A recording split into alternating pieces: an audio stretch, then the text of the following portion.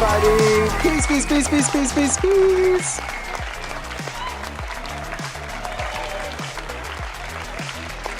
Welcome to the main show.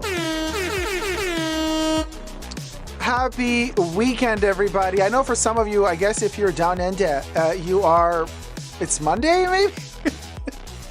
But let's just say for some part of the world, Saturday is still happening or just ending, Sunday's beginning. So good morning, Europe, good night, America, and good other planet to Australia and everybody else. How's it going? Oh man, how's it going, everybody? Hello, Karina. Hi, Natasha. Audrey Jane. Jen888. Teresa McGuire in the house. Hi, Dacob and everyone. Hi, Terry. Winnie Diaz. Natasha. Claudia Boles. Kari.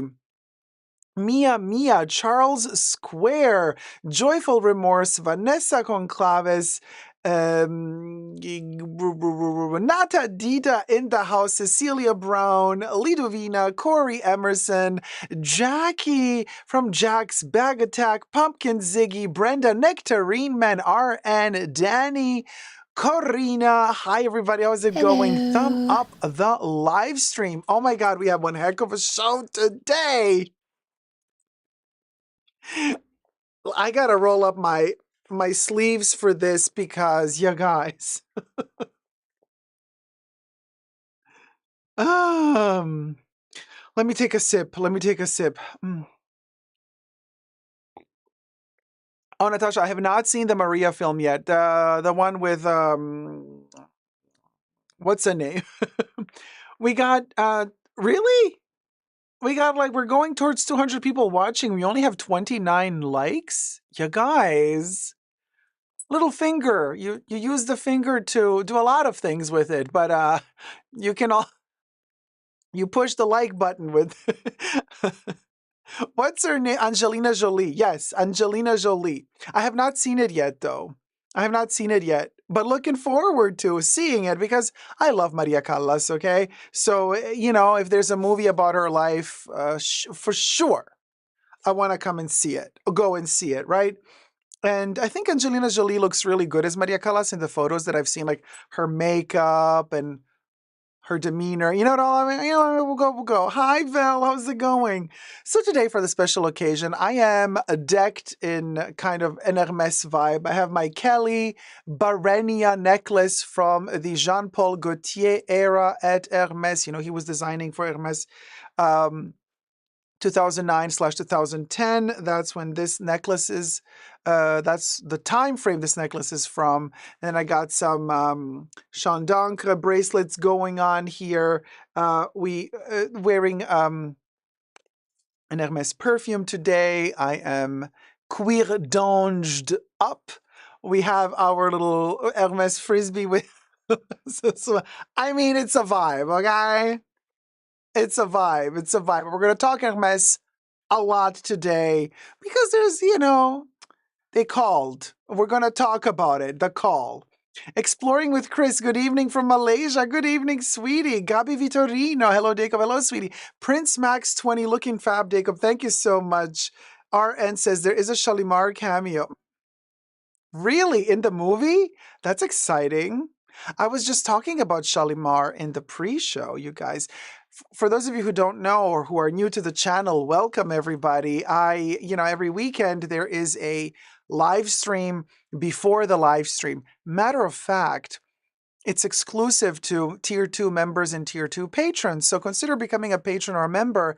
Every first Saturday of the month, the pre-show is open to Tier 1 and Tier 2 members, Tier 1 and Tier 2 patrons. Every other Saturday of the month, it's exclusive to Tier 2 members and Tier 2 patrons. And matter of fact, today, we're just coming out of a 3-hour pre-show. We have had 3 hours of content to get through and talk about together in the pre-show. So for those of you who have been in the pre-show, and what happens in the pre-show stays in the pre-show. It's very much like Vegas, baby. And we get to talk about things in a different way in the pre-show than we do in the main show because obviously YouTube has different, you can't say everything the way you want to say it when you're public. When you're not public, you can go in different directions. Also, I'm wearing this oversized shirt, which I adore, obsessed with these cavemen prints all over. What do you think about this one? By the way, hashtag not sponsored, and everything I say in this live stream is for entertainment purposes only, not rooted in truths or facts. Everything's alleged and just my opinion. Thank you. Also, not sponsored, okay? I got this on sale from Woodwood. Woodwood, you know what? When they deliver, they deliver. Woodwood has some really, really cool pieces. Love a good oversized cotton shirt in white. White cotton shirts are my favorite shirts. Usually they're always slim cut, tailored to the body. That's so annoying to me. I want that stuff to be oversized. It's very rare nowadays to find a white shirt that is oversized. This thing is ginormous. Plus, I love that they covered the buttons. I love that it has this double. Look at this. I love that it has this little double. There you go. See? I just love it. And the little print with the caveman's so cute. Let's get to the tips. So many people are sending tips. Thank you guys so much. I have a snowflake for us today for the tips. Hi, Kate Moore. How's it going? Nice brand. Yeah, no, Woodwood is cool. Also, like I said, not sponsored. But anyway. Hi, Despina. Oh, thank you so much. It's so good to meet you. Thank you. Adriana. Whoa. Thank you so Adriana much. That's a ZD lot. donated $150. Dacob, I missed you. I knew you were all right because I saw your Instagram posts. I Oh, almost thank didn't you. you, but I thought maybe you needed space. I am glad you are back. Take care of yourself. Oh, thank you so much, Adriana. Thank you. You're so generous and kind. Thank you. This really helps out a lot. I mean, in the last pre-show, in the last live stream from Wednesday, I explained a little bit the situation. What's happening with me being threatened, and somebody is trying to kind of get the channel down, and it's complicated. But anyway, we'll talk about it as soon as I'm allowed to talk about more in depth about it. But I'm still standing. As long as I can, I will keep standing. So Adriana said, Dacob, I missed you. Take care of yourself. We need you strong and healthy to fight the good fight. Love. Yes, Adriana. Thank you so much, sweetie. And I'm adding you. Sorry, guys, don't do this at home. I'm a professional scratcher, but I have makeup on, so I need to use a pointy thing. Nose is itchy. Okay, so I'm thinking today to do on the snowflake the thin side of the markers, because there's a thick side on this side, and we did the thick side last week, which is also nice. But I want to try the thin one, and I want to kind of try signatures today. We'll do a different snowflake. And we're starting with the signature color orange. I prompted Bubbles, the bot, to generate an orange background because we are paying homage to Hermes today. You'll see throughout the live stream, this is going to be one of those live streams that goes down in Fashion Bunker history. Enjoy.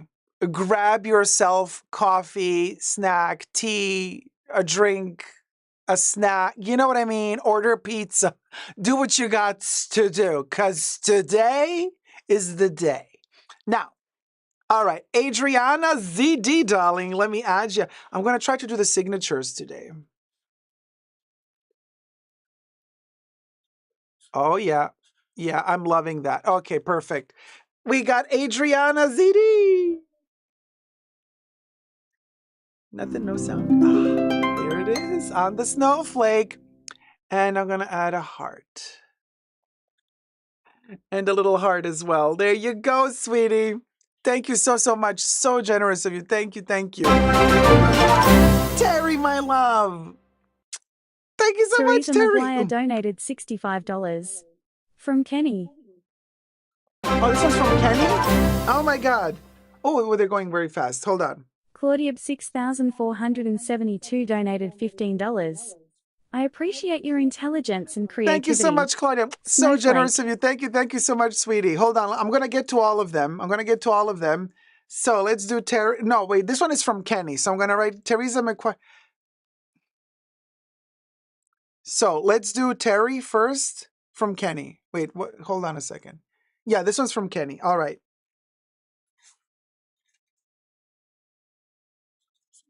And also, there you go. This one's from Kenny.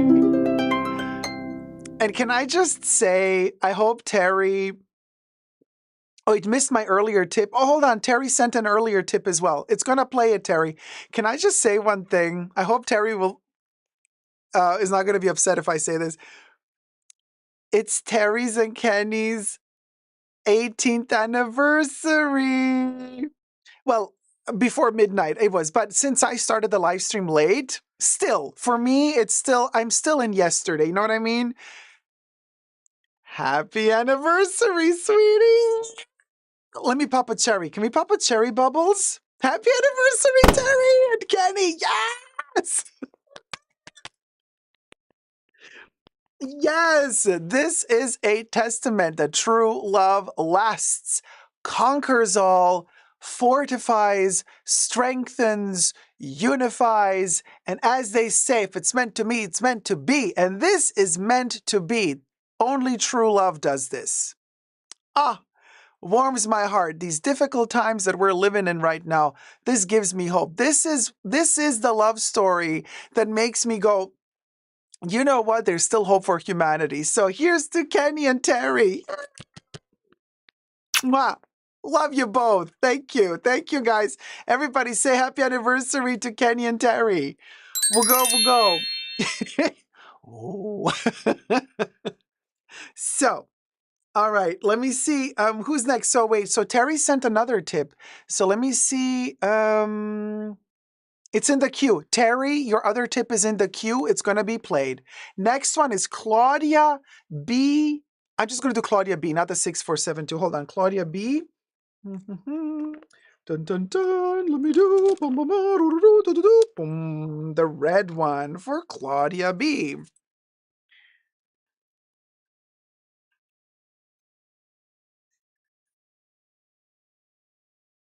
I'm doing all hearts today because it's anniversary time. Claudia B, thank you so much, sweetie. Oh, this is so cute. Thank you, Claudia. And another one from Claudia. Thank you so much, Tina. I'm going to change color. Claudia donated $25. Appreciate you, Dacob. Oh, I appreciate you too, sweetie. Thank you so much for your love and support. Thank you, thank you. Let's add Claudia in a different location of the snowflake this time because I'm thinking we're going to spread them out a little bit. You know what I'm saying?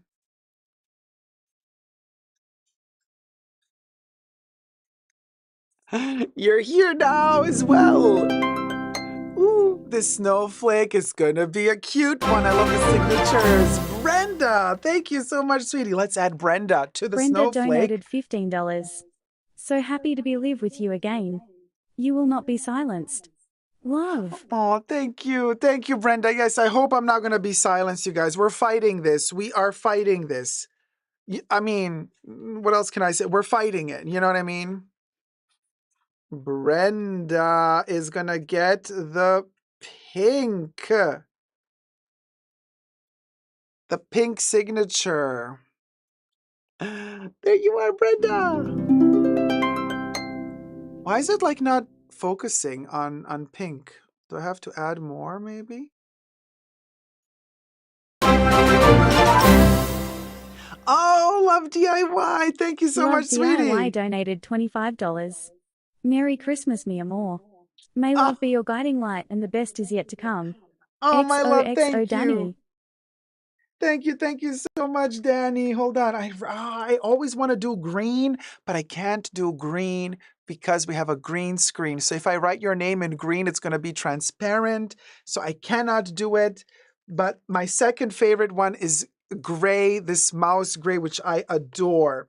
So love DIY. Yeah, we are adding you to the list, to the list, to the list. We're going to add Danny to the list. Love, love, DIY. Okay, I added ya to the, hold on, I'm making it darker. Love DIY, baby. There it is. Yes. Thank you so much, sweetie. Mwah. Oh, this is so cute. When is it gonna play Terry's? Oh, Jenny Young. Thank you, sweetie. Jenny. Jenny Young donated $20. Hello, Fashion Bunker, and so glad to see you, Dacob. We're gonna do lilac for Jenny Young. Jenny Young, thank you, sweetie. Thank you so much. Jenny. So you know what I'm gonna do? I told you like the last live stream that I'm gonna add these snowflakes because look, last live stream, this was our snowflake last live stream. Isn't this amazing? This is kind of 80s retro vibe snowflake. I'm gonna add these snowflakes to the Christmas tree. So super excited. I'm going to have all of you guys on my Christmas tree. Isn't that cute? So today's snowflake is all about signatures. You know, it's all about kind of cursive, like, so just saying, that's my style this week because I want to have different snowflakes to add to the tree. Just saying. So today we're going to do this version of the signatures to keep it like different every time. Who's next? Jenny Young, we did that. Hold on a second, it froze. Jenny Young, there you are. Yes. Hi, Moniamo. Oh, Jen 888. Oh, Jen thank you so much. 888 donated Let's do this one. $25. Merry Christmas from Canada. Let me try to do yellow. Let's see if it works. Sometimes yellow translates as green. Jen 888.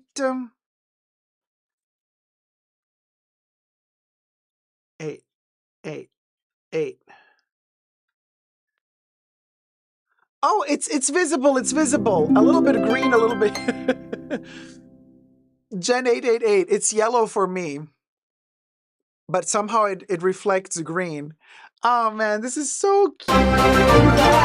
Nancy, here you go. Nancy. Nans donated $25. Thank you so much, Nancy. I'm just looking for a color for you. I know Nancy went to bed. It's playing newest tip. Yes, but it's gonna do it, Terry. It's gonna go. Wait. It's getting back. It's getting back, Terry. Yeah, Nancy was from the pre-show. We're playing it now, Terry. That's why I'm saying that Nancy had to go to sleep.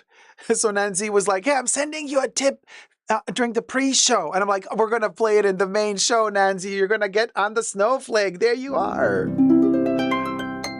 Yes. Ah, so cute. By the way, these are two different colors. You can see it when we're far away. This is a darker. This is navy, and this is more lilac. Here comes Terry. Wait, let me put Terry next to Kenny. Teresa McGuire donated $65. Terry, I want to do... I'm thinking, should we do blue? Yeah, let's do blue. Let's do blue, and then I'm going to do a heart around you, which is red. So we're going to do Kenny in purple, and I kept this slot for Terry right together with Kenny, so because it's their anniversary today. So hello. All right. Terry. And we're going to do a heart here. And then, because it's your anniversary, you guys, I'm taking the red one, and we're going to do a big heart between you two. Look at that.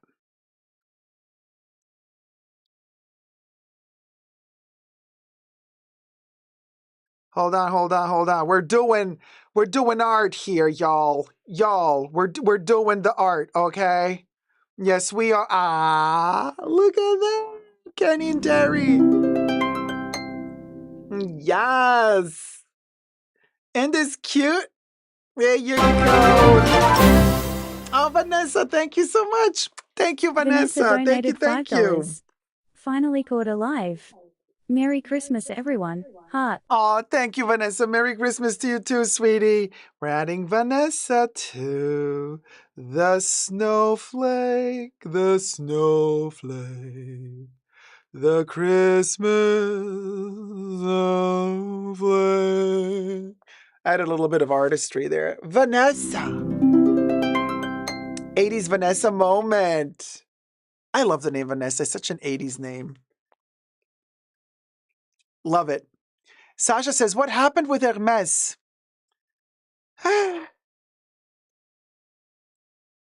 They called. We're going to get to it. There's a lot to talk about. Vanessa says, maybe I didn't do it right, but I tipped $5. Oh, or so I thought. Oh, I did it. Yeah, Vanessa, it just came through.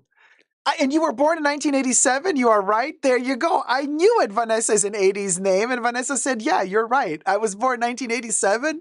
And that is such a 80s name. Oh, there you go, guys. Isn't this adorable?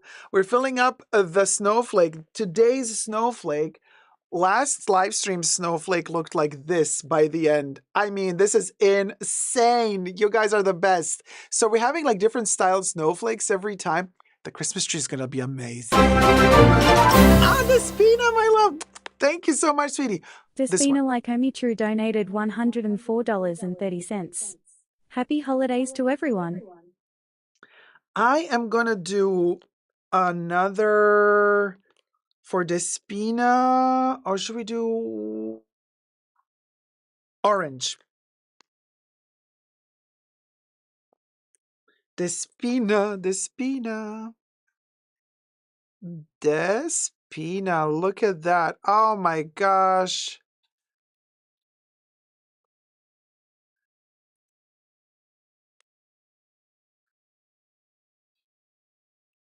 Despina, there she is. Oh, the snowflake. It's filling up really nicely. Look how gorgeous. Thank you guys so much. We're going to connect Claudia to the rest. The next person is going to be the bridge. We're going to bridge Claudia to Vanessa, obviously. We can't leave Claudia all alone there. You know what I mean?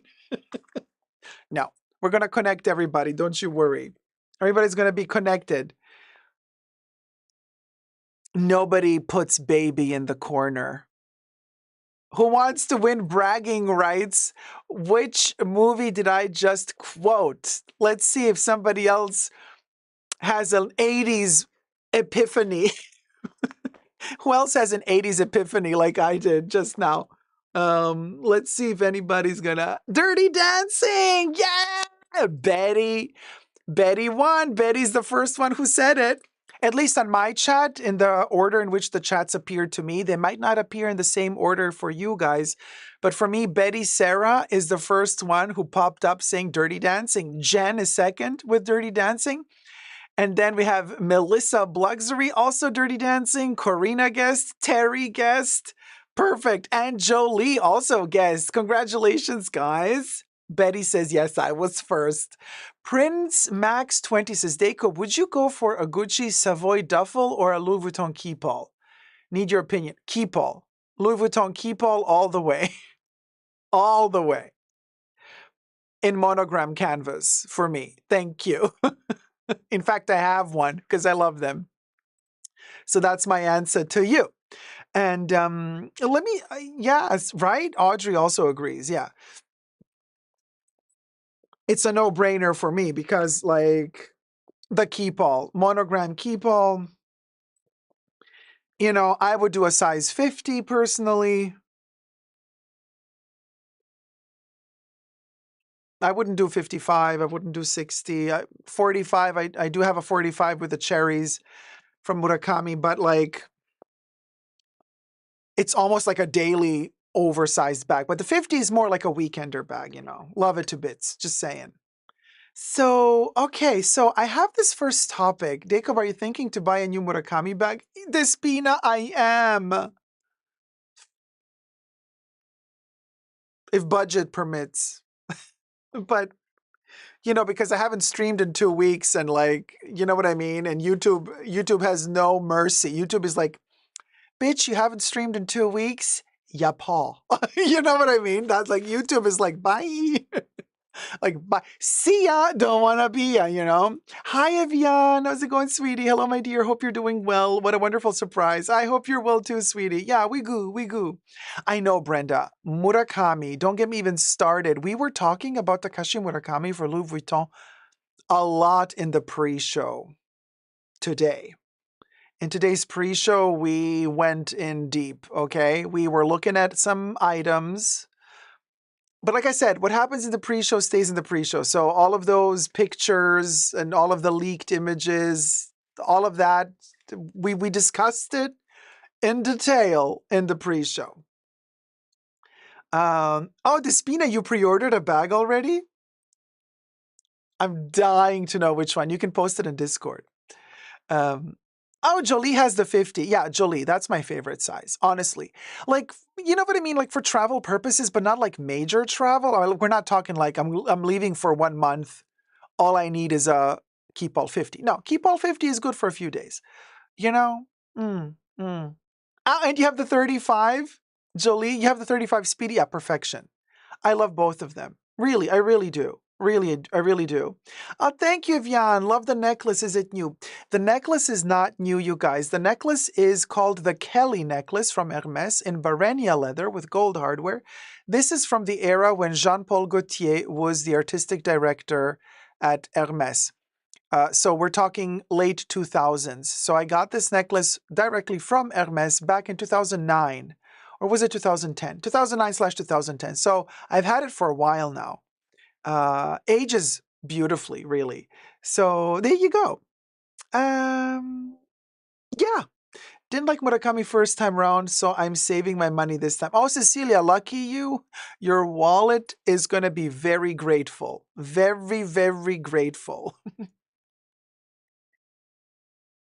We got over 200 people watching. Only 83 thumbs up. You guys, come on. Like, we're heading towards 300 people watching and we only got 83 thumbs up? Y'all. You know how the algorithm is. We need those thumbs up to help the channel out because otherwise the YouTube algorithm thinks we don't need to push this channel. Who cares? Nobody cares, you know? So, yeah, just saying. Thank you. Thank you. Oh, Melissa, your daughter has your original white. Wait, what is the MC Speedy abbreviation for? No. MC, no, Murakami would be MK. TM actually, Takashi Murakami. Yeah, Murakami, yes, multicolor. Oh, multicolor. Oh, gotcha. The white multicolor Speedy. Duh. Yeah, I'm so bad at with abbreviation. Sorry, guys. But today's video is about Hermes. Hold on a second. And because let's film this momentous occasion here because, yeah, I got something to say. And, yes.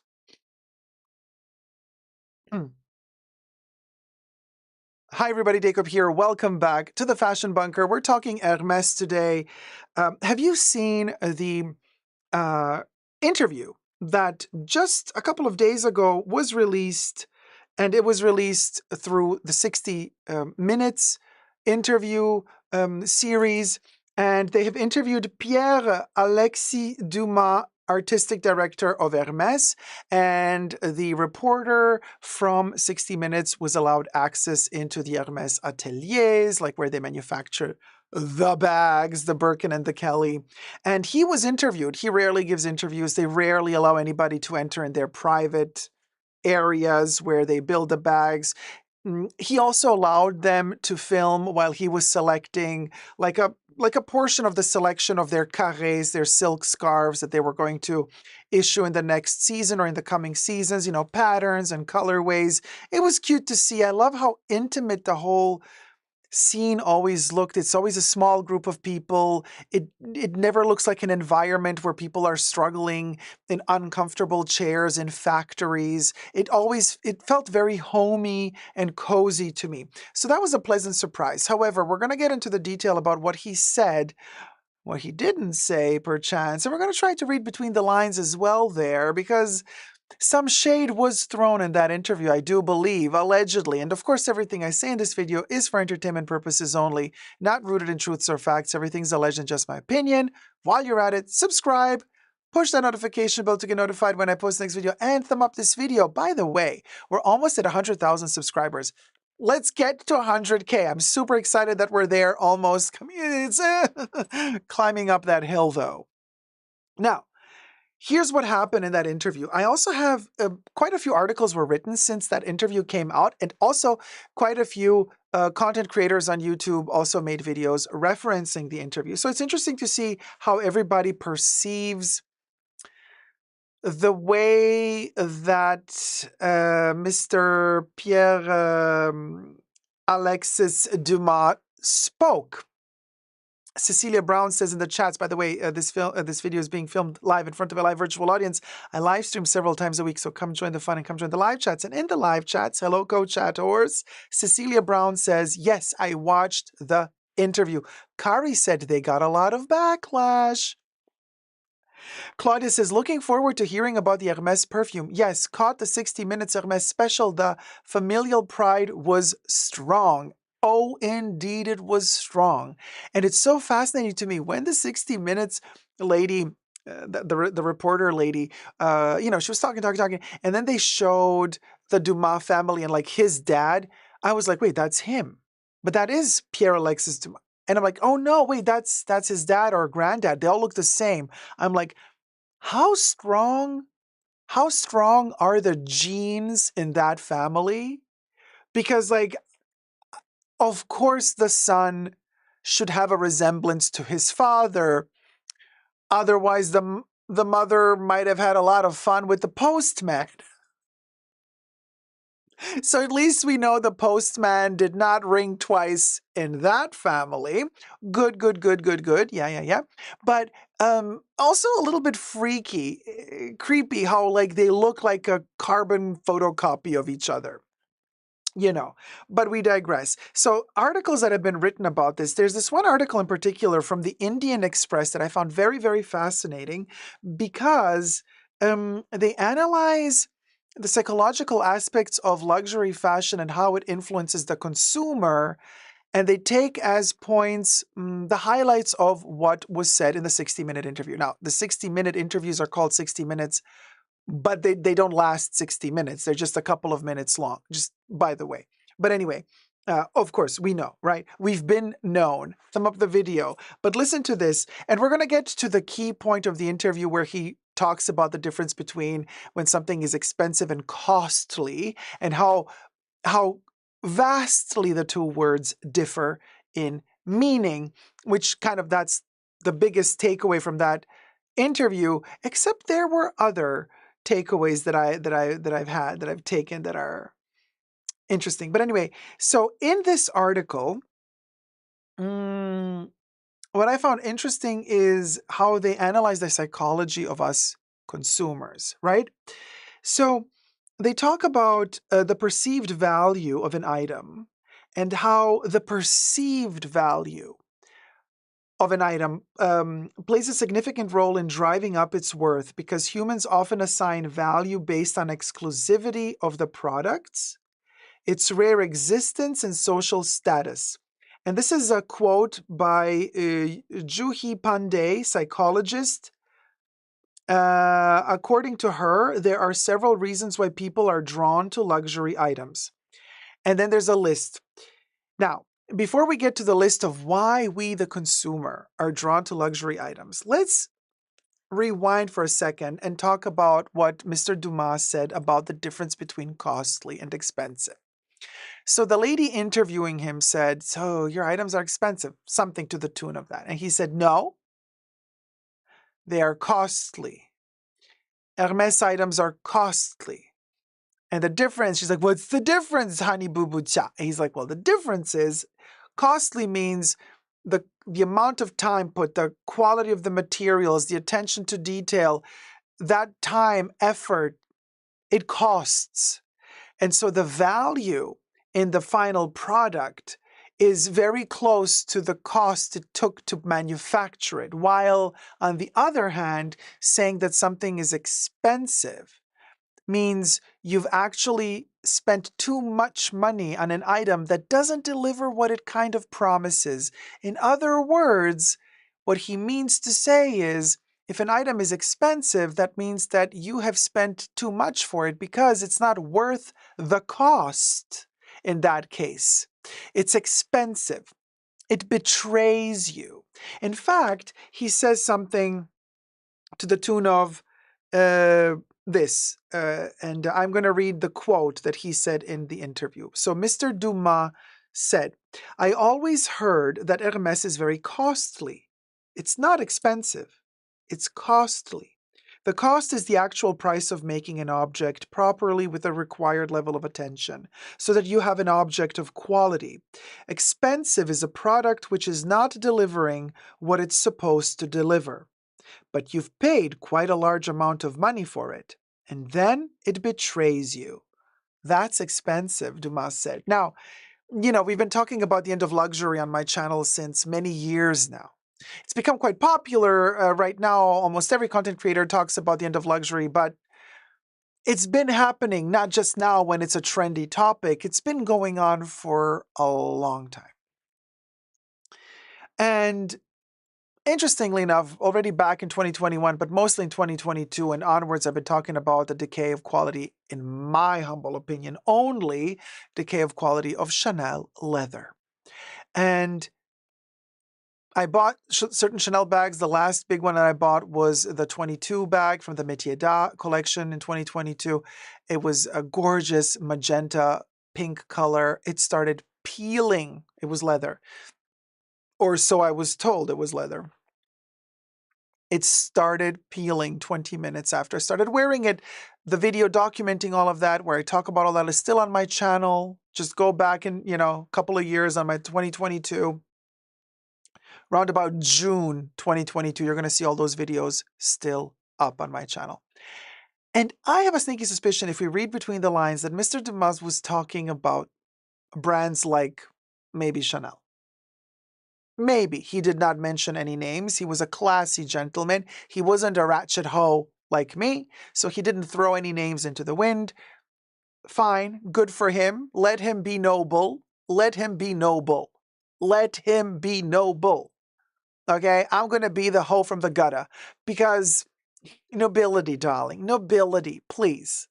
The masses. Give me a break, okay? So, if he says the product that is expensive betrays you, and we go to check out Chanel's current prices, I can tell you, at least when it comes to European prices, the Chanel Timeless Classic Double Flap in its classic standard size, the 1112, that's the size, it's €100 more expensive than a Birkin 35. Let that sink in. A bag that is mostly machine made, with leathers that are questionable, in my humble opinion, only, costs more than a Birkin 35. The 1112 Timeless Classic Chanel is like around about this big. The Birkin 35 is this big. The leather that Hermes uses for their bags is at another level. Chanel leather is what it is, honey. But their prices keep going up and up and up. In fact, Chanel's prices went up in percentage-wise quicker, higher in a short amount of time than Hermes prices went up. So when Dumas talks about expensive versus costly, why, oh why, do I have a sneaky suspicion that if we read between the lines, he's pointing at Chanel saying, this is just my opinion only, of course, not rooted in truths or facts. Now, back to the lovely psychologist, Juhi Pandey, who says, according to her, there are several reasons why people are drawn to luxury items. Some of them are, 1, exclusivity. And she says, luxury brands create an impression that not everyone can own their products, even if they have the money. This strategy of selective branding enhances their appeal. However, Mr. Dumas said in his interview, this is the biggest takeaway for me from his interview is, and I was shocked when he said that. The interviewer asked him, so people are saying, and I'm paraphrasing, that you have a genius brand marketing because you're making, the bags unattainable, unavailable. He got a little bit annoyed by that. And he said, we don't have a brand marketing team at all. My jaw dropped when I heard that. I was like, they have no brand marketing team? No marketing team? And then he was like super chill. He said, we don't have any marketing. So, and we're not making these bags like artificially unattainable. They just take the time they take to be made. And he said, we actually hired way more people now to make the bags. It's just that you have to teach a person. And he's like, we are paying extra to have more people join our forces and our ranks. And we want people to, when they start working for Hermes, that we invest in our workers so that they work for us and stay with us until they retire. Because it's good working conditions, because they also learn more and more and more. And they also, with all of the knowledge that they have, they give that back to the brand in terms of quality and heritage, which I found really lovely and great. And he said, we're in no rush. We are in no rush. You cannot rush quality.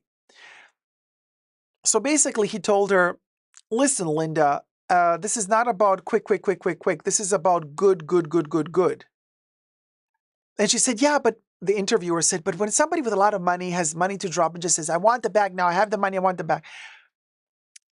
I don't think she understood. She was trying to poke at him about like speed, speed, speed. And he got irritated at one point towards the end of the interview. And he's like, it's not about the speed, you know, everything fast, fast, fast, fast, fast. You got to stop for a second.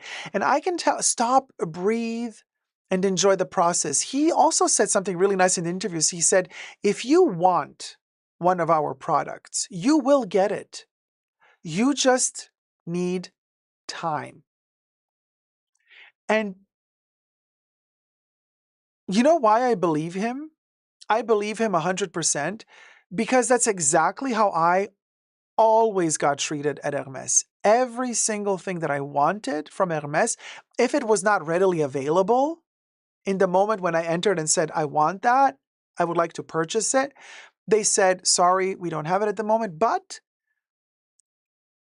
give us your name, we can put you on the list, blah, blah, blah. We'll let you know. As soon as it arrives, we'll let you know. But you got to be patient. And I was worried because I'm used to these other brands where they write down your name and then they never call you back. They never let you know when something arrives. They just don't care.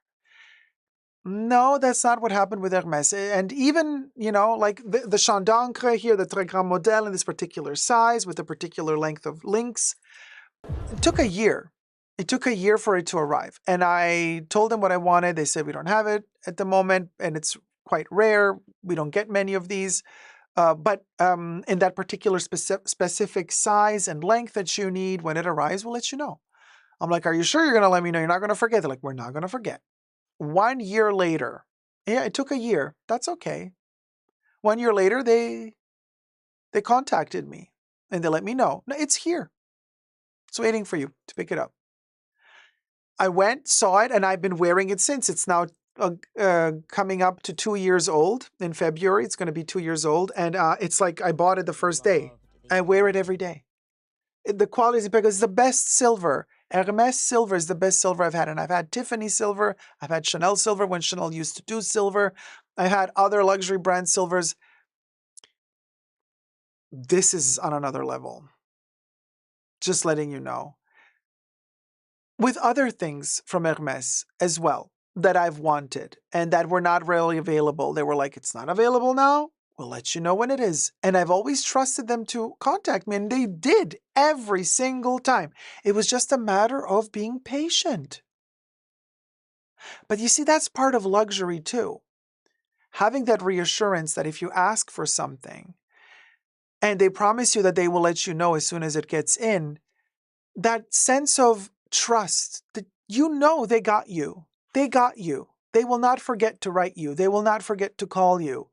When it's there, they will let you know. Just knowing that when I am on one of their lists, they will let me know. That alone makes me feel comfortable. And that sensation of comfort is luxury to me. And that's part of the process of enjoying purchasing stuff with them as well. There's no rush. There's no hurry. They're not fueling into the FOMO. Very chill atmosphere every time. I really enjoy that, especially in this day and age where everybody's rushing and hurrying. Everybody's trying to outpace each other. I mean, heck, look what happens just in our community on YouTube, in the luxury community, whenever there's like news in the luxury fashion world, everybody rushes to post the news first. And I joke about this and I make fun about it. Like some people, I have the feeling they look like they just jumped out of bed, didn't even brush their teeth, didn't even comb their hair. They're sitting there on their kitchen floor, talking about the latest news. I'm like, whoa, whoa, whoa, this is so vulgar. And you're not even taking the time to process what just happened. Take the time. Take the time you need. Take the right time to deliver the correct reaction to the news that are there. And the similar, I want to say, applies to consuming luxury items that are really, that you love, right? You don't need to have it immediately. You enjoy the time that to wait for it because you have the reassurance. And he in the interview said, rest assured, if you want an item from us, you will get it. You just need to be patient. And that patience is part of the joy of owning the item, because then once the item finally arrives, you love it even more. And it's an item that's made to last. Of all of the luxury brands that I've dealt with in my life, that I've purchased and enjoyed, and that I've purchased a lot from and enjoyed a lot, Hermes is the only one where I've purchased the least amount of things from. Not because I didn't like anything, but because their entire mentality of how they deal with their consumers and how they deal with the objects that they create to sell. They don't make them to somehow indoctrinate you as a consumer with a sense of FOMO, of constant FOMO. There's no FOMO when I go to Hermes because their classics are, they're always going to keep making their classics. Sometimes it takes a while for you to, for it to become available to you. But okay, that's just time. Time is luxury, isn't it? So very, very fascinating approach. And when I look back and I see, oh, okay, wow, I have these like highlights from Hermes in my collection that I always wear and use, but it's a very small amount of items compared to the amount of items that I've purchased from other brands, from other luxury brands, where there's more FOMO, where there's more pressure. Very, very interesting. And I love the fact that they don't put pressure on me. So that's just my personal experience with them. Point 2 is feeling of inaccessibility. The scarcity and inaccessibility of luxury items fuel a sense of desire. People often wonder why they can't have what is seemingly meant for a select few. This exclusivity acts as a psychological hook, Pandy explained. Yes, partially this can be true, but I don't agree with Hermes behaving this way. It's not about a select few having it. It's, again, like Dumas said, if you are patient enough, you will get the piece. It's all about patience. It's not about connections. It's not about only the elite are going to get access to purchasing this. Yeah, okay, if you don't have the funds to pay for it, that's another story. But there's a lot of people who have the funds to pay for it, but still don't get their hands on it. Why? Because they're not patient enough. Point 3, neuroscience and luxury. Purchasing luxury goods activates areas of the brain like the nucleus accumbens and ventral striatum, which are linked to impulsive desires, Pandy said. Dopamine and neurotransmitter associated with pleasure and motivation is released during such purchases, enhancing the sense of reward. I know for myself that a lot of the times, certain items that I like to purchase, it's the hunt for me that gives me the joy and the pleasure. It gives me the dopamine kick.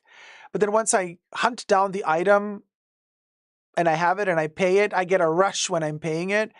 And then I come home with it and I'm like, oh, okay. And I've noticed this pattern with me and I'm like, oh, I don't care anymore for the item.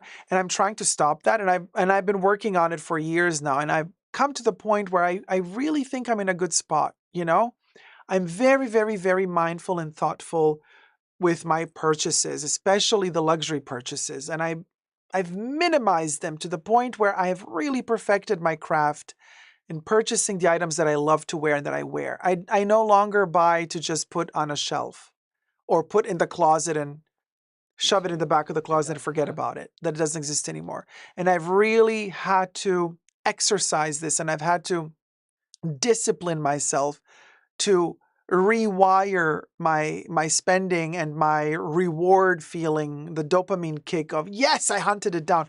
I had to rewire myself into slowing down and not just getting the kick and the endorphin kick from buying and hunting, but rather rewiring that to getting the endorphin kick from using the products that I actually already purchased. Instead of getting the dopamine kick just from hunting them and buying them, but not using them. So it's a little bit like simple carbs and complex carbs, they say in the dietitians. I'm no dietitian, so whatever. But you know what I mean? Don't listen to me. So it's kind of like, what is going to give you energy longer and what's a fast burner energy consumption? I have the feeling that the spending money for a kick is like eating a chocolate for a quick sugar rush, but then actually learning to enjoy the products you already own in your collection is rather the protein kick that lasts longer. It gives out energy longer term than just giving you a quick fix. So Hermes has always been for me that long-term giver of energy rather than a fast burn. Uh, you know. And yes, Mahora is right. I agree with you. Mahora said it's because they all get it wrong. They all think that Hermes is a fast fashion brand. It is not, period. That is so, so, so correct. Claudia, thank you so much. Says, appreciate your insight and self-awareness with your consumption behavior. Yes, I'm working on it all the time. And then we got craftsmanship as point 4. The exceptional attention to detail and superior craftsmanship attract individuals who value precision and durability.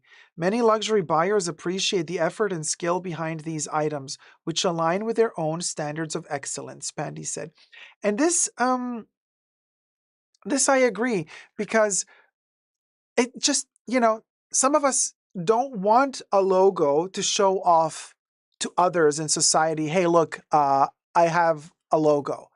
Some of us really want something that's going to last, something that has history, a good story behind it, heritage, good quality behind it, resilience, robust, resistant. You know what I mean? And we appreciate that. Like Vivienne Westwood always used to say, buy less, choose well, make it last. Don't consume too much. Buy something that will last you. Good quality is worth an extra buck or two. You know what I'm saying? By buck or two, I mean, even more than that. But it's about the durability. It's about finding your own style rather than running after trends and never having your own style. Once you found your own style, you are free from fashion. You are free from trends because you follow your own intuition, your own style. And your own style can be that one shirt that you find that you love, that you bought, and you're going to wear it for 50 years as long as it doesn't fall apart. And it's going to be independent and disjointed from the FOMO of trends. And trends in this digital day and age, trends are born and kick the bucket within minutes. Okay, there's no longer spring, summer collection, fall, winter collection. Now there's like 20 collections a year. There's the pre-fall, pre-spring, the capsule collection for mid-snow, beach collection, this, that. There's a gazillion different collections. Trend cycles are no longer what they used to be. Also in the music industry, in the film industry, TV show industry. Like there's more of everything nowadays than there ever was in the past. I can't even remember what was the last drop from Louis Vuitton bags because it seems like they're dropping a new collection every week. It loses its luster. It loses its appeal, desirability. So I resort to the classics. I resort to things that make me happy long term. Stuff that unburdens me from those chains and shackles of trend and FOMO.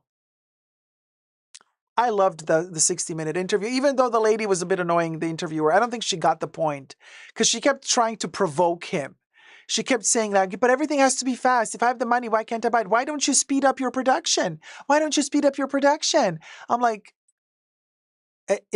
was she? Did she come out of a rock? I don't like why. At the same time, I was thinking the whole time, oh, he's guiding her through the whole store, through their ateliers. And I was thinking, did she ask him if she could get a Birkin, if she could buy a Birkin? Did she ask him if she could buy a Kelly or a Constance? Or maybe did he like offer her, hey, by the way, do you want one? We could sell you. I don't know. I have a feeling she wanted one. I have a feeling somewhere throughout those days when they were doing the interviews, I have a feeling she might have hinted at, hey, by the way, like, can you make a Birkin happen, girl? Of course, that was not in the interview and in the reportage, but you know what I mean. Aho thinks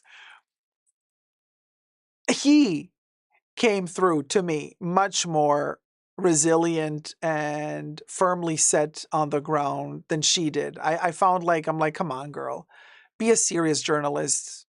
Why do you want to? Why are you poking at him like that? Why are you trying to provoke him? Because you want to get more views and people talking. You know, the sensationalistic crap that some journalists do.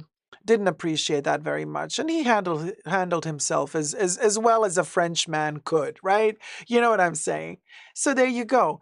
Here I go. Jen says she didn't do any research before the interview. I think she did some research before the interview, but I have a feeling like she was like just trying to be, you know, nyeh, nyeh, nyeh, nyeh, nyeh. You know how the 60-minute interviews, sometimes they want to go in that direction. They want to be like, gotcha, you know, like a gotcha moment. I'm like, oh, girl, please give me a break. Come on, come on, come on. Go in, you know, go somewhere else for the gotcha moment, not at Hermes. Nectarine Man says, you're so right. Sometimes when I reach for a piece in my wardrobe, it reminds me of the time I got it, why I bought it, and when I first used it. And that's a more sustainable sugar rush than shopping. What are your guys' opinions? Let me know down below. And as for now, I continue to stand by what I have been saying since years now. It's the end of luxury. Except sometimes there are these little glimmers of hope that some good stuff is still out there. Looking at Hermes. Let me know your thoughts and prayers down below, you guys. Subscribe. Let's get to 100K ASAP. Thumb up this video. Child, hit the table fall. Thumb up this video and never give up on love. Bye.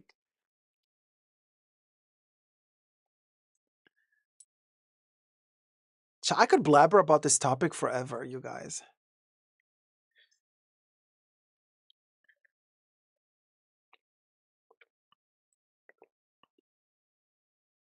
Stanley says, I would prefer an interviewer to annoy the owner of Hermes than the interview who acted like an HR Tolina, like it's a plot. Oh, Stanley, yeah, I totally get your point. I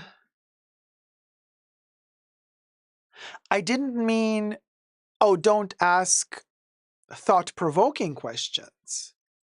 Thought-provoking questions are good to ask. But I had the feeling she was asking questions just for the sake to poke at him without real substance. There's a difference there. There's a fine line between asking a legitimate question, you know what I mean? And then asking a question to just create a little bit of a haha, gotcha drama. You know what I mean? Jacqueline says, I thought that too. Did she know anything about Hermes? It felt like she was not very prepared, in my opinion. Just saying. You know? Yeah. Exploring with Chris, the interviewer. So when am I receiving my Birkin? Thank you. Deborah says, I bought 2 Kenso items recently and wondered, was I being excessive? But they totally hit the modern spot. Sometimes you need that. Kenso died this year, of course. To me, he was great. Oh, man, this year took.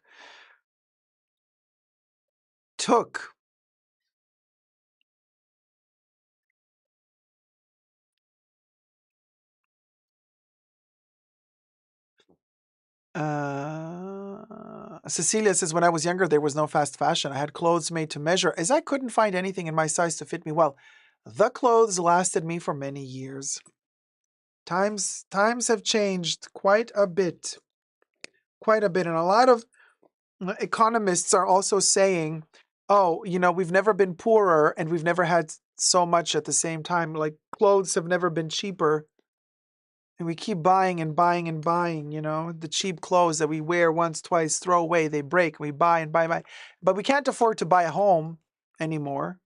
But we keep buying crap and spending the little money we have on crap. Good morning, Palihesta. Exploring with Chris, like, and Mr. Dumato interviewer, absolutely no. Bag for you. Okay, now we're going to get to the telephone call. Are you ready for this? Because I don't know if I'm ready for this. Ricardo Neves, greeting to the goat. Thank you, Ricardo. Greeting to you too, sweetie. Prince Max says, I respect Dacob for not having a smartphone. I know, I don't have a smartphone. Okay, Audrey, are you ready? Oh my God. Ring, ring, ring, ring. Okay. This is going to be a long video, but it is what it is.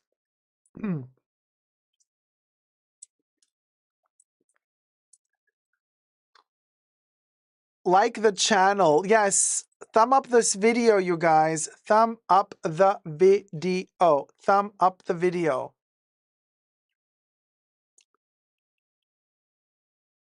Sorry, I'm just setting up here stuff that I'm going to have to blend in.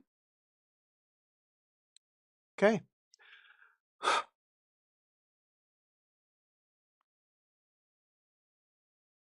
Hi, everybody. Dacob here. Welcome back to the Fashion Bunker.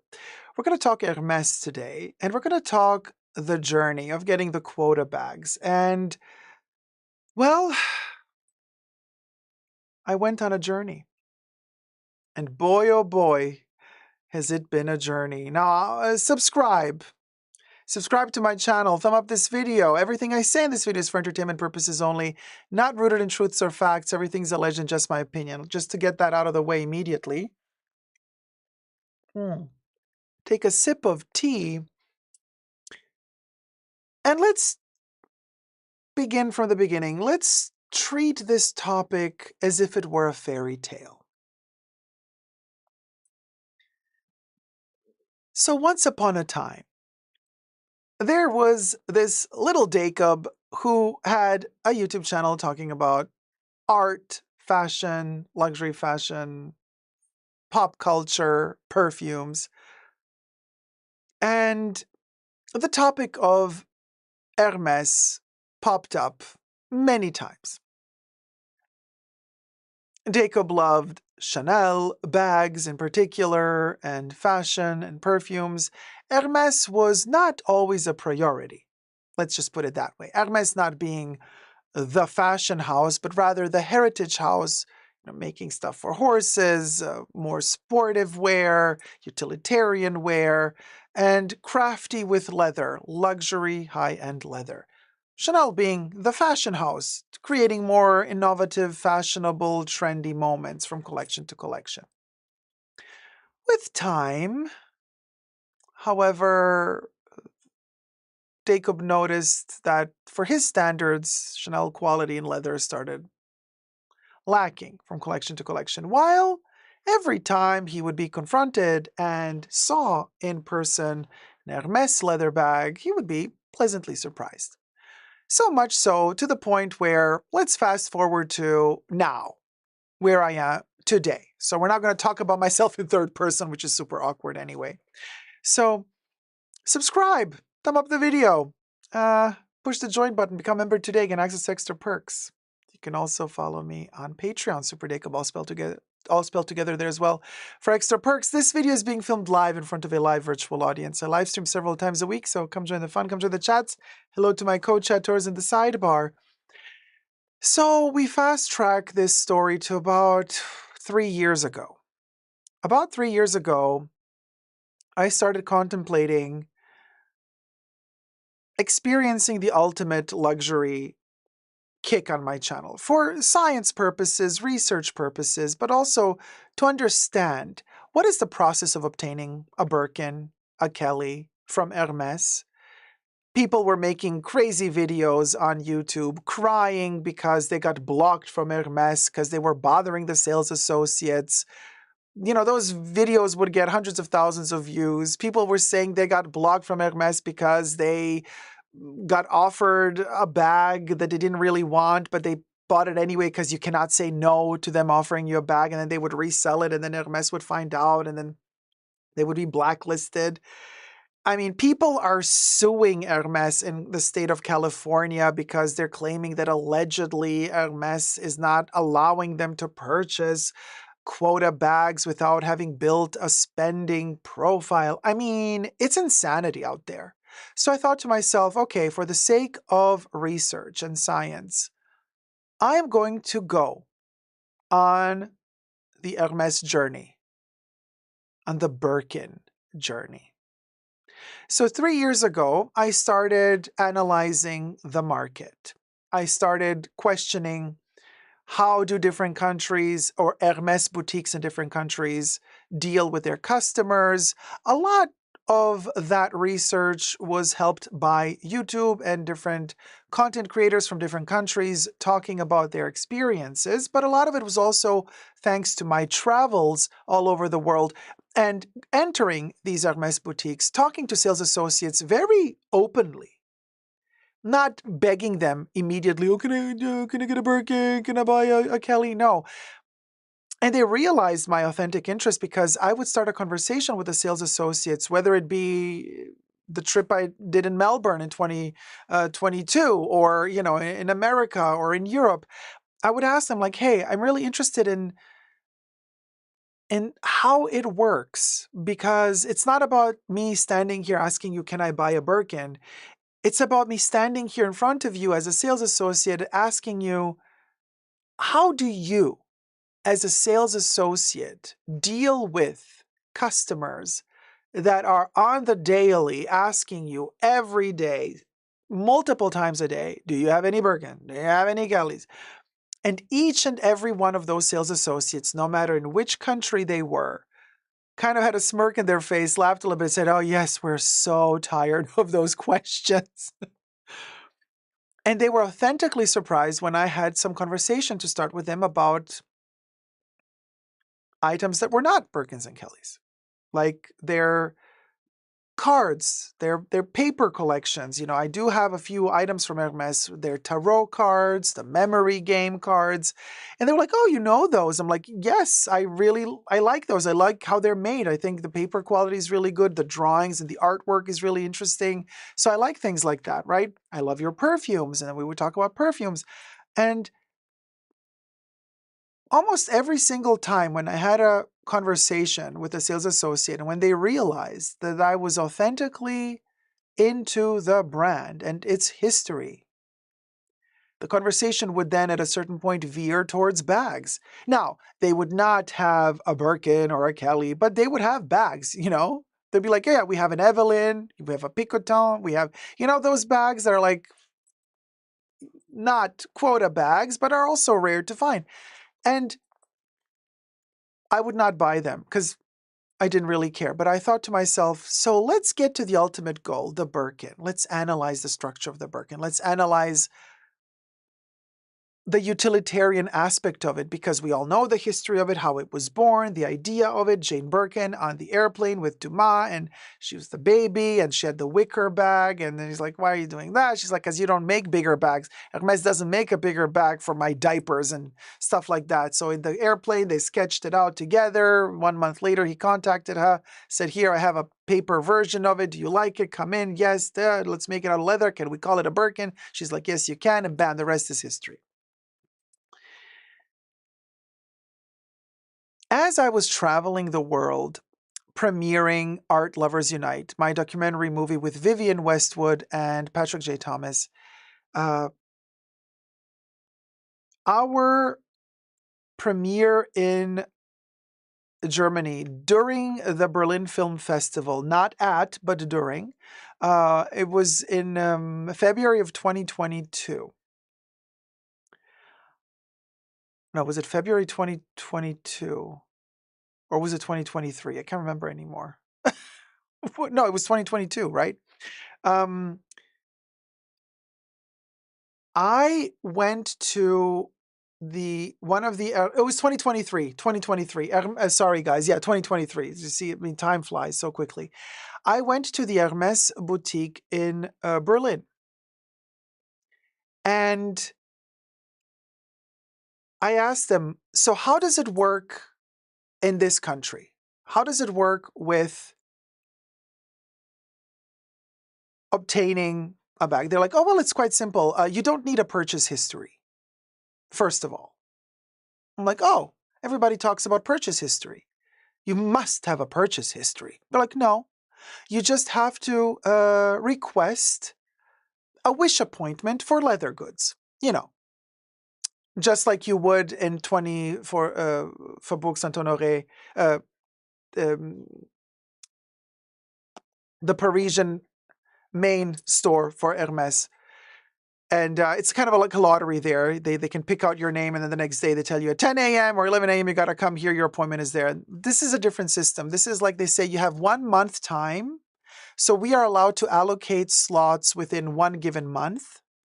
So you write us an email to this email address. They gave me the email address. Write to this email address. And when you write the email and when we receive the email, if from the moment we receive your email, within the 1 month span, if we have in that 1 month one slot available for a wish appointment, we will give that to you. We will then answer you in the email, hey, your wish appointment is on that day, that time, within 1 month. If we don't have any in that month, we will answer you to the email saying, sorry, we have no appointments. Then you can wait 1 week, write us again an email, because by that time the month has slid up to another week. And so I'm like, okay, well, I'm traveling a lot. I'm not really here. Okay, thank you for letting me know. That's really interesting. So no purchase history required. You just gotta kind of write them an email in the moment when they have a slot, an opening for an appointment, for a wish appointment. So I was traveling somewhere. I didn't do anything in February then and there, but I was looking at my schedule. I was looking at my plan. I was looking at my calendar, where I would be traveling. And I knew that I was, because, you know, we shot the movie in Berlin and there's a lot of stuff, loose ends to tie up still in Berlin. I knew I was going to be there again in summer. So I started, as I was planning my trip back, I started writing the email for a screening. I had several screenings in Berlin of the movie Art Lovers Unite. And I started writing the email to Hermes, and I said, hey, you know, I'm inquiring for a leather wish appointment. Are there any slots available? The first time I wrote was April, maybe, and they answered, sorry, there's nothing available. Then I wrote again, like, that was mid-April. Then the week after that I wrote, sorry, nothing. The week after that I wrote, sorry, nothing. Then the first week of May, I wrote again, and they replied and said, yes, we have one appointment for you around the 4th of June. So that was almost 1 full month after the date I wrote them. I wrote them beginning of May. So like it was like literally like 2 days before the month would be up, and that was the limit in which they could give me an appointment. And I was like, okay, great. I'm going to be in Berlin then. Perfect. Thank you so much. So 4th of June, more or less, I don't know, somewhere, beginning of June, I got my appointment. I was there. I went to the appointment. A very interesting process. So they said, so listen, here's the deal. Which bag would you like? And I said, Birkin. They're like, is this your first bag? Do you have any open wish orders with us already? Because if you have one open, you can't open another one. You have to wait till that one ends, right? I was like, no, I've never had a wish appointment with you guys. I've never had one open. This would be my first bag, and quite frankly, probably my only Birkin, because like I'm just, you know, I love the idea of it and I want to have a workhorse, something I can travel with. They're like, okay, so you would like a bigger one? I was like, yes, like I would like a Birkin 35. They're like, okay, good. So here's the deal. You can't really choose whatever you want. There are limitations. But we can make you one, they said. They said, we can make you one. We can make one just for you. But you have to pick, if you want to have it exactly like you want it, you have to pick within these parameters. Otherwise, it's a loosey-goosey game. I was like, okay, explain it more to me. They're like, it's very simple. The bag with the exact specifications you want, you can get, but it has to be either Togo, Epsom, or was it Evercolor? Or was it just Togo and Epsom leather? Just between those two or those three. Color-wise, it has to be black, gold, taupe, or étain. Those four has to be. It can be silver or gold hardware. That's that. Now, you can choose other leathers. You can choose other color families. But then we can no longer guarantee that you will receive exactly what you want. So in other words, if I wanted a red birkin, I could have written down on the list, I want a red birkin, but then they would have said, fine, good, you can write red birkin, but you cannot specify which shade of red. In other words, I couldn't have said, I want red tomato. That was one shade of red that they had a couple of years ago. I could have just chose the red family, and they said, what does this mean? This means that when the artisan that is given the task to make the bag for you, they make the bags according to how they arrive, how the orders arrive into their ateliers, right? So by the time it's my turn for them to make my bag, let's say I placed my wish order on the 4th of June, and they start working on my bag in September. That person who's responsible for making my bag in September, once she or he get my order and it says red, they're going to look what leathers they have in their storage in that moment that are red, and they will pick whatever red they have. In other words, I cannot tell them I want a specific shade of red. But if I say I want black, gold, étain, or taupe, I will get exactly those colors because those they always have in their assortment. They're not seasonal, they're not trendy, they're not fashion colors. However, you have to pick 3 colors and you can choose which is your first priority, second, or third. You will get one of those 3. So I thought to myself, okay, well, I love gold. Hermes gold is not gold. It's not this gold color. This is Hermes gold. It's kind of like a brown. This is Hermes gold. I love their gold. I love taupe. Étain, not so much. Taupe is like a gray color. And I love black. So I'm like, I'm fine with either one of those 3. But of course, I would like black first. So I put black first on my list. Second, I put gold. Third, I put taupe. And then for the leather, it was clear to me it had to be Togo. You know what I mean? I didn't want to discuss with them, give me some other leather, let me risk it. Can you do box, calf? Because they're like, we can't guarantee Barenia, we cannot guarantee box, we cannot guarantee anything. We can only guarantee if you want Togo, you will get Togo. If you want Epsom, you will get Epsom. That's all we can guarantee. The other leathers, it's a gamble. And I was like, you know what? I don't want to gamble. Give me the Togo. I'm totally fine with the Togo. Black first, gold second, taupe third, and gold hardware. And the ladies filled out my form. She offered me champagne. I did not buy anything that day. I did not pay anything that day. I got my little champagne.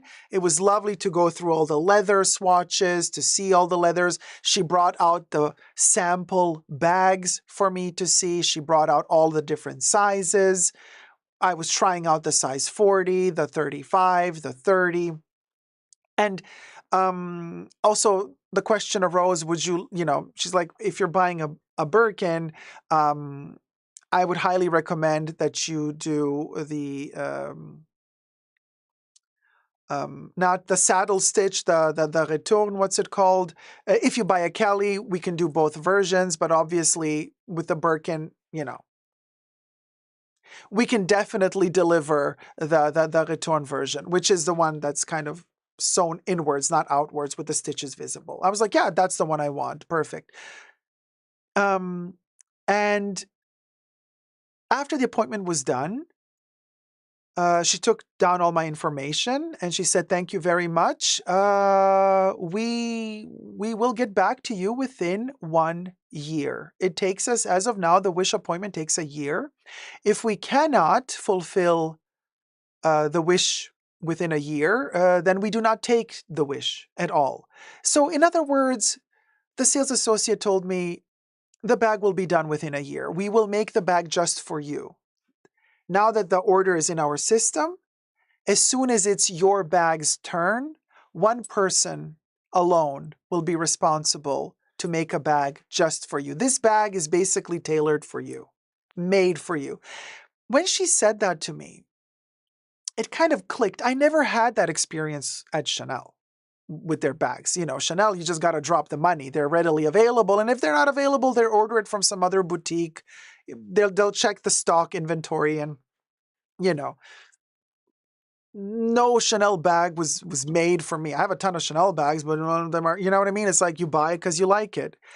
And the fact that she said, now you have to wait because we are making it for you,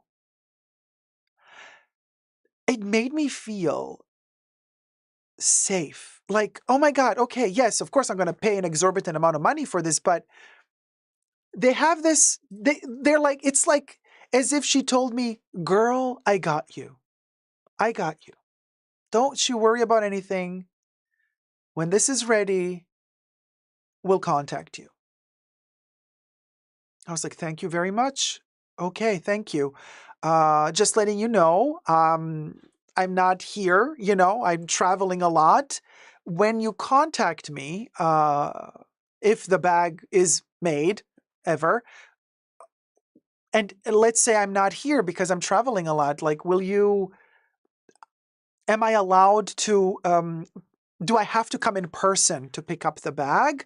Or if I'm not in the country, can I wire you the money? Like, in other words, is there a possibility for you guys to send me a pay link and then I pay it online with my credit card that has my name on it connected to the purchase? Of course, she's like, as long as you are paying for it, because we have your name on file with your address. So when the bag arrives, if you're not in town, you have like usually 1 to 2 weeks time to pick it up, right? They're like, we can send you a link, you can pay via link, but you have to pay. Nobody else can pay for you. It has to be a card with your name on it. Because this bag is made for you, specifications for you. Nobody else can, and this is also, nobody else can buy this bag except for you. They also do this to protect, from resellers, from selling the bag, and I get it. And I totally respect that. But I was very clear with them from the beginning. I said, you guys, just letting you know, I'm probably not going to be in Berlin when this bag arrives because I have no clue when it's going to arrive and I'm not here. I'm not from here. I'm not here. So she said, yeah, we can deal with that when it happens. If you're not in Berlin, we can do it with a pay link, and then you can give us an authority for somebody to pick up the bag for you, or you fly in later to pick it up. I was like, okay, great. Thank you very much. We shook hands. I left, and that was that. I did not hear from them. So that was June of 2023. I did not hear from them until, out of the blue, an email in my spam folder. Thank God I checked the spam folder. May 2024. Mid-May 2024. That's almost a year. Just like clockwork, Hermes promised. They said within a year, we will contact you within a year. 11 months pass. almost 12 months pass. I get an email and they're like, we have received a wonderful bag specification. They wrote down the size, the color, the hardware, and we are very delighted to let you know that your bag has arrived and you can come and pick it up at your leisure. You have 2 weeks time, or was it 1 week time, 1 or 2 weeks time? And I was not in Berlin. I was not in Berlin. Obviously, I was somewhere else. And that was shortly after my surgery that I had, and I was very incapacitated because I already had one really big flight behind me after my surgery, and I could not really travel anymore, and I had to stay put. And I was like, I can't, I can't fly across the ocean again. My scars and wounds after my surgery are not going to allow me to do this. So what am I going to do? I'm going to lose my bag because I won't be able to pick it up within the 2 weeks that they gave me limit. So they called me to discuss the situation because you cannot call Hermes. You see, you can call their headquarters in Paris, but then you cannot call the shop. So when you call the headquarters in Paris, you tell them the situation, then they make an appointment with the boutique that you need to contact, and that boutique then calls you. And if you miss the call, tough titty. You got to call Paris again to ask Paris to make an appointment again for the city local boutique to call you back. Because don't forget, between Europe and the States at that point were like 6 to 9 hours difference in time zones. So everything was a mess. So they called me to discuss the situation, to discuss my Birkin, which is still not mine at this point. So, of course, I am hysterical at this point because I'm thinking to myself, oh my God, I can't believe this is going to end like this and I can't travel. And, oh, well, let's see what they say on the phone. So, on the phone, I say, you guys, thank you so much. I'm so excited about this. This is my first Birkin. And, but I cannot come to pick it up. And I explain why. And they said, we would prefer you to pick it up personally. And at that point, I thought to myself, are they thinking that I'm some sort of scalper or something? Because like, girl, no. And then I was like, hold on a minute. Then I put in my CEO attitude. And I was like, well, hold on a minute. Your colleague said very clearly that I can pay via PayLink. And you guys were very clear about that that's okay. And I was honest with you from the beginning. And I said from day one, when I placed my order, you guys, I might not be in your city to pick up this bag because, I travel a lot. And they're like, oh, okay, well, let me get in touch with the other colleague. We'll get back in touch with you. And I hear nothing. Then I write another email. And this time in the email, I'm like, hey guys, can you please let me know what is happening? I would really like to pay for the bag. And then another person calls me. This time it's somebody from a slightly upper management. And she's like asking me questions like, okay, first of all, like, why can't you come? And I explain the situation. She's like, oh, okay, I get it. I understand. Okay, fine. So she's like, we can make an exception. Exception. I'm like, you said it's totally fine to pay by PayLink. They're like, well, we're stopping this system. We don't really prefer to do it this way, but we can make an exception for you. You can pay via PayLink. But you need to send us documentation. I'm like, documentation? What documentation? Well, you need to send us proof of where you're living. We have to have proof that your address is the address that you placed with us on file. They have to match. And then she's like, who's going to pick up the bag for you? I'm like, I have a dear friend who can pick up the bag for me. She's like, we need your friend's credentials as well. We need a copy of their ID, and we need you to fill out this form granting this person permission on that specific day to pick up the bag. I'm like, how can I write the specific day if you haven't sold the bag to me yet? Like, I have to talk to my friend as well to figure out when my friend has time to pick up the bag. They're like, well, we can deal with that later, but first let's first send us all the documents. Send us PDF, JPEG, whatever files you can in the email. Cha.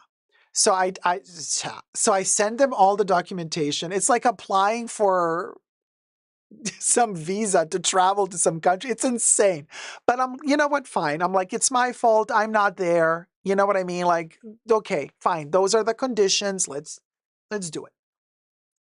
So I send all the documentation I need to send. The lady that was talking to me on the phone was on holiday after that. So here goes another week where nobody's answering me. And I'm like, oh my God. But then I call again the headquarters in Paris and they tell me that this person is on holiday. And I'm like, we'll go. But then Paris said, we got you. Don't worry. We're going to contact the boutique where the bag is waiting for you and they will send you a pay link. I'm like, okay, great. Yeah, let's do that. Perfect. So the next day, and mind you, again, we're like 9 hours time zone difference. So their morning is my night and vice versa. I don't even know, super complicated. So when they're working, I'm sleeping. So you can't really miss it because the pay link apparently is only valid one day. And they send me the pay link the next day. And I'm like, oh my God, the pay link arrived. Okay, exciting, but also tragic because it's a lot of money. So I'm like, I go to the pay link, I try to pay, and it's an official Hermes interface. It's like the same interface that you would have when you are on the Hermes website and you purchase something like a perfume on the Hermes website and you check out. It's the same interface, literally the same interface. I click on it and I'm like, okay, pay. Put in all my files, all the information, all the data I need to put in. Click pay. Processing, declined. I go ballistic. I'm like, what declined? How is it declined?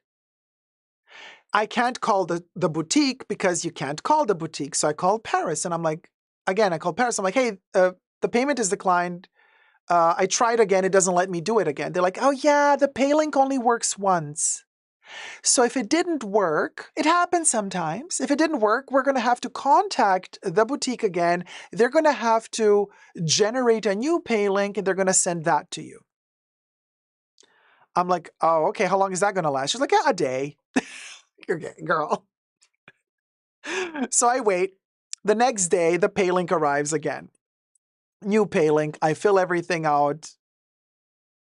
Everything the same like I did before. I fill out everything correctly. I am at this point anally checking, double checking that everything is correct. Click on pay. Payment declined or denied. I'm like, oh my God. Okay, maybe it's my credit card. Maybe it doesn't let me pay so much in one go, which is not possible. I don't have a limit like that, you know? So I'm like, okay, well, let me call my credit card institute. So I call my credit card. I'm like, hey guys, do you see, are you blocking a payment? They're like, what do you mean, are we blocking a payment? I'm like, well, I've been trying to pay and it keeps saying that it's, actually, it said specifically declined by the, like the Cardholders Institute, basically. So the pay link was implying that my credit card was not allowing the payment to go through. So I tell that to my credit card. They're like, no. You don't have a limit on your credit card, first of all. And second of all, we would see if there's a payment that tried to go through. We would see it. We would see that something blocked it. But we don't see anything. In other words, you did not try to pay it. And I'm like, what do you mean I did not try to pay it? I tried to pay it. They're like, well, what this means is if you did try to pay it, then the problem lies with the person who generated the pay link. In other words, the company that generated the pay link did something wrong. So I go ballistic again. Then I call Hermes in Paris and I'm like, hey guys, my credit card says that there's something with your system. So And then they said, no, no, no, there's nothing wrong with our system. At this point, I'm going crazy and I'm trying to call as many people as possible, trying to reach different people working at Hermes in Paris, because I'm thinking maybe some other workers have other experiences, maybe they know more. And in fact, I did reach one that said, oh, sometimes these pay links are very fickle. They might be a little bit unstable. Something might happen. Don't worry, we'll just keep generating them until one goes through. I'm like, oh, so you've had experience with pay links not working. And I thought to myself, hold on a minute. You know, let me go to the purse forum, because the purse forum is usually tragic, but they were good with something. Apparently, well, finally, the purse forum came through with some productive intel and not just gossip. The purse forum actually has an entire thread of people not being able to pay through the Hermes pay link. And we're not talking just expensive quota bags. We're talking people not being able to pay with the pay link, even if it comes to a scarf or a perfume bottle. And so this is apparently a big problem. Big problem. And a lot of people have had issues with this. So I felt a little bit relieved, because obviously every time I try to pay and it doesn't go through, you know how it is, even in a store when something goes wrong with the connection, and then the clerk looks at you like, so you want to buy this? You want to buy? You can't even afford. You know what I mean? Like that vibe. And I'm like, wait, just to be very clear, you know what I mean? Like, no, the funds are there. Something is not working with this link. This went on for over a week. For over a week. Back and forth. They keep sending the link. The link doesn't work. I have to wait another day for them to send the link again. And I'm kind of scared that, like, at any moment they're going to tell me, we're not going to send you a link anymore, girl. Girl, bye. You know what I mean? We're going to sell it back to someone else. But then the purse forum. Once again, the purse forum came through. You know what the purse forum says? They said, use different devices. Try to pay with different devices. So in other words, I have my iPad mini. I have my laptop. I have two different friends who have different phones, like Samsung phone, Apple phone, like different phones, different devices. And I'm like, okay, let me tell Hermes, listen, guys, keep sending me these links, because I think I found the issue, because my credit card is telling me there are no issues on my end. You guys are telling me there are no issues on your end. So let's see if the problem is the device. Apple, it did not want to go through. It did not accept any Apple device. None whatsoever. Apple, it was like, I have the feeling with trying to pay with Apple was the quickest to decline immediately. It didn't even wait 2 or 3 seconds. It was like, no, I don't want you. I don't want you. But then the Samsung phone came through. I don't know if it was the 10th time they sent the link. I don't even know. And I was like, okay, this is my last resort. Let me try to pay with a Samsung phone. Okay. So the link arrived through my email. I opened my email on the person's Samsung phone. Click on pay. Process. Green. Accepted. Paid. I screamed. Kev says in the chats, the Koreans know not to mess with Hermes. Android came through, you guys. Android came through, baby. So this is what happened. The payment went through, and I wrote immediately an email to the boutique, and I said, I think the payment went through. Can you please confirm that the payment went through? Thank you so much for being so patient with me. And they replied the next day, because don't forget the time zone difference. And they said, yes, the payment went through. Thank you so much. You can come pick up the bag anytime. I'm like, well, hold on a minute. I cannot come to pick up the bag because I'm not there. So I have my friend coming. They're like, oh, yes, you have to send us. I'm like, yes, I know. I will send you all the signed permits with the name, with the ID card, everything. So I contact my friend and I was like, first I have to ask my friend, when does she have time? And I figured out when my friend has time. Long story short, we figured out a day, and that she could go. I sent the paperwork to Hermes with the correct date. And then for some reason, we had to change the date by one day. There was some technical issue that we had, but I didn't send Hermes the permission paper for her to pick it up for me with the new date. The date was like by one day off. And I was like, if they make a problem with this, like, we'll solve it then and there. And they did make a problem with that. When she arrived to pick up the bag for me, they're like, the date on this paper was yesterday and you came today. She's like, yeah, because I had an issue, couldn't come. And also, I mean, you see me, it's my face. This is my ID card. It's me. They're like, okay. Deborah C says, why am I so excited about this story? It's fantastic fun. Thank you guys. Thumb up the video while you're watching. Okay. So she's like, so like, can I pick up the bag? Now, obviously this story would not be as fantastical if it wasn't for my fantastical friend who picked up the bag that day for me. And that friend would be Madame Ross. Now, to thank her and to show you everybody who's there, she is in the chat. Sounds so fun from the outside. Madame Ross is in the chats right now. Madame Ross, don't be angry. She's very shy. But I want to blend in Madame's Instagram. And I want you all to go and follow Madame Ross on Instagram. Look at this beauty here. There she is. I've prepared this. This is Madame Ross, dear friend of mine. And she has quite a following on Instagram. Classical trained opera singer from another time. This little beauty, this little fantastical creature went to pick up the bag. Dressed like that, by the way. That's how she lives on daily.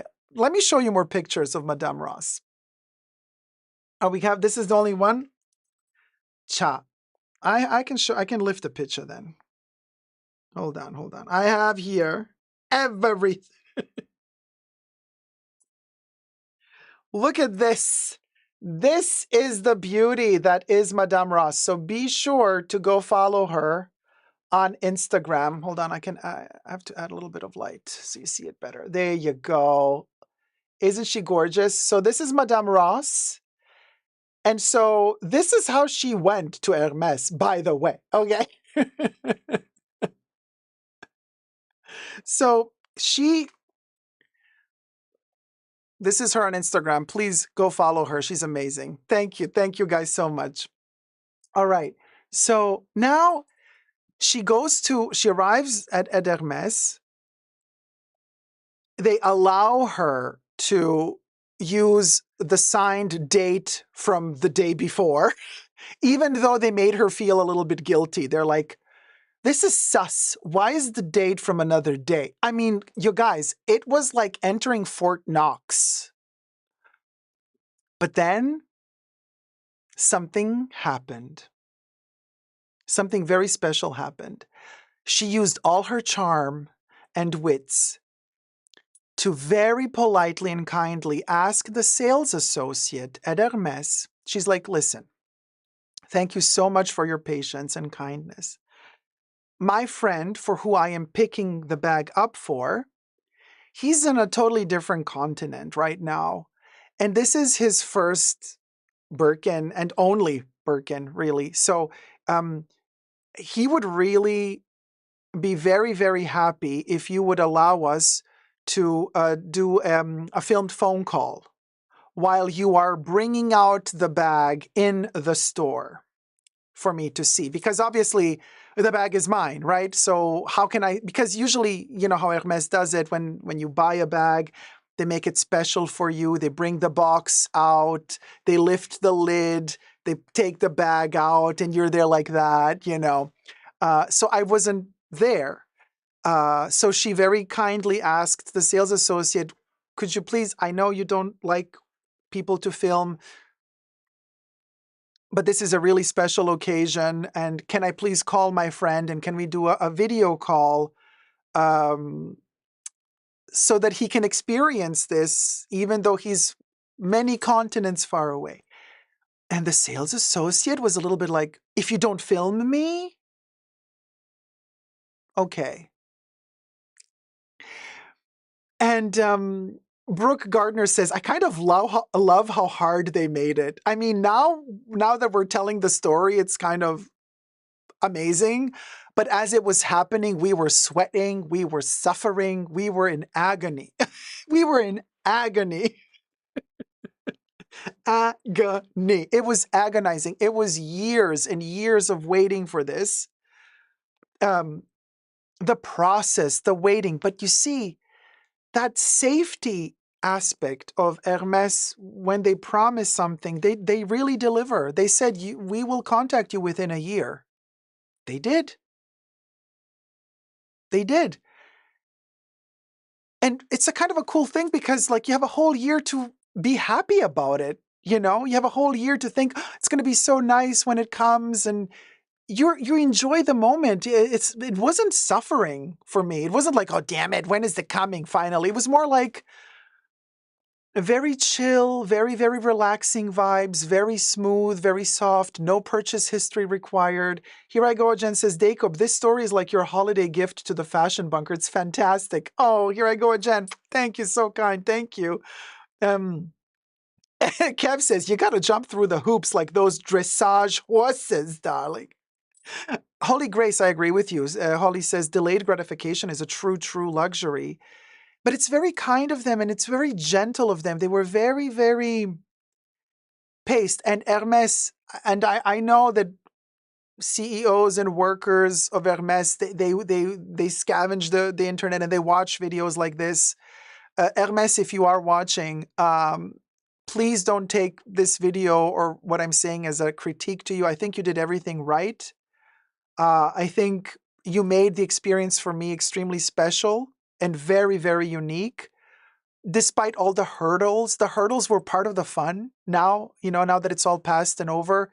And I understand more the process and I understand the amount of work that goes into it because the second that the sales associate, a year prior to the bag arriving, the second she told me, now that your order is in, it's just waiting in line, it's queued in line until the next free artisan is available, and then they will start making your bag for you by hand. This is a bag that's made just for you, to your specifications. I'm like, yeah, okay, it's worth it. Yeah, I was like, okay, yeah, okay, now you've made it click for me. You made it click. I get it. And I'm not stressed. And they just said, don't worry, we're taking it in our hands. You just got to be patient. And when it's ready, we will contact you. So don't you worry about a thing. So are you guys ready?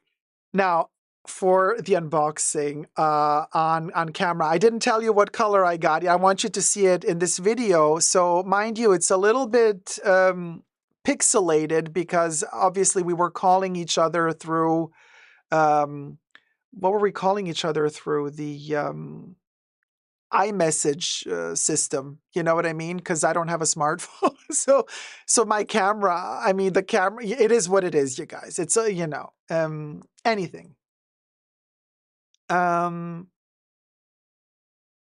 So Val says, Cha, I'm not ready. Brooke Gardner says, the journey is the destination. Vanessa says, oh my God. Andrew says, best Hermes story ever. Lord mercy, I'm bawling my eyes out, says Lux84. Unboxing would take a pic of the box for the thumbnail, says Leo. Not ready, need coffee, says Linda. Kev says, this won't be your last one, Dacob. Gotta be careful. And while Kev is in the chats, in the live chats right now, also I want to thank Kev so much, because while I was deciding years ago, before I even got my appointment with Hermes for the order, Kev was so kind. Kev has a wonderful collection of Hermes bags and also Chanel, and he helped me a lot choose the size to order. He sent me photos. He explained to me, look, I mean, if you have it closed, it's going to be this big. If you open it and you let it flap, that the bat wing on the sides, 35 is going to become more like a 45. But if you buy a Birkin 40, you got to think about the bottom of the bag. It's very wide. You're going to keep bumping into stuff. The 40 is not easy to travel with. 35 is more suited for your size and for your purposes. So Kev was really a beacon of light in this whole mess, because he made me understand and helped me choose the right size as well as color and material. So thank you, Kev, so much for the wonderful support, because you've been my emotional support through all of this hell. So here goes, you guys. Are you ready for the phone call, the video call between Madame Ross and yours truly, as she goes to Hermes to pick up the Birkin? Are you ready? Thumb up the video, subscribe. Let's get to 100K subbies. Oh my God. So it's been I feel like barfing. Okay. Enjoy the video. Hi. Are you there? Yes, I'm there. Wow, this looks amazing. I'm so excited. Your box. That's the box. Okay, erster. Oh my gosh. Ist wirklich aufregend. You gotta lift the camera a little bit. I don't see. There you go. It's like you're looking like you're smelling it already. Oh my God, I'm smelling it through the screen. Oh. And there she is. Oh my gosh, my Birkin. Wait, what happened? Wonderful. Oh, hi. You see? Hello, baby. Hi. Yes. Hello. It stopped, like the connection stopped for a second. Did you get a phone call? Yeah, because I got a call, but I declined. Of course you were going to get a phone call right now. Yeah, sorry. Oh, it looks so beautiful. Hello, baby. Oh my God. Cute. Thank you. Oh, it's so beautiful. I'm just in awe. So this is the 35 in Togo leather. Yeah. Is it what you imagined? Do you thought it's bigger or smaller? Because you were asking. No, it's perfect. I mean, 35. It's perfect, yeah. Yeah, so here we have 32. Yeah. And so I don't see really the details of the grain. How's the grain? Let me know. Oh, it's beautiful. Yeah. So in comparison, do you see it? I don't know if you see it. Yeah, when you come close, I see it. Yeah. Yeah, okay. Lovely. So basically, we don't have like so much veins on it. I don't see them. No. Beautiful. Yeah. Oh, man. Oh, look at that little cutie. So we got a Togo 35, black with gold hardware. Let's check the feet. Okay, the feet. All right. Oh, hello. Okay. Hello. We got the 4 feet. And the interior is in chèvre, or what's the interior leather? Fragt, was das Interieur Leder ist.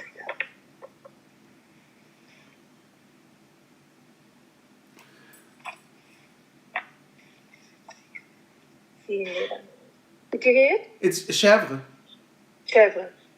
Yeah, chèvre. Yeah. Beautiful. Okay, thank you so much. Oh my God, I'm so excited. Thank you. Yeah? Yes. It's okay? It's wonderful. Yes, it's okay. Are you kidding? It's more than okay. It's more than okay. Ja, ist sehr verliebt. Oh man. Thank you, Yeah, just let Nicole. me know So, if you. Yeah, of course. Just let me know if you want to see something else.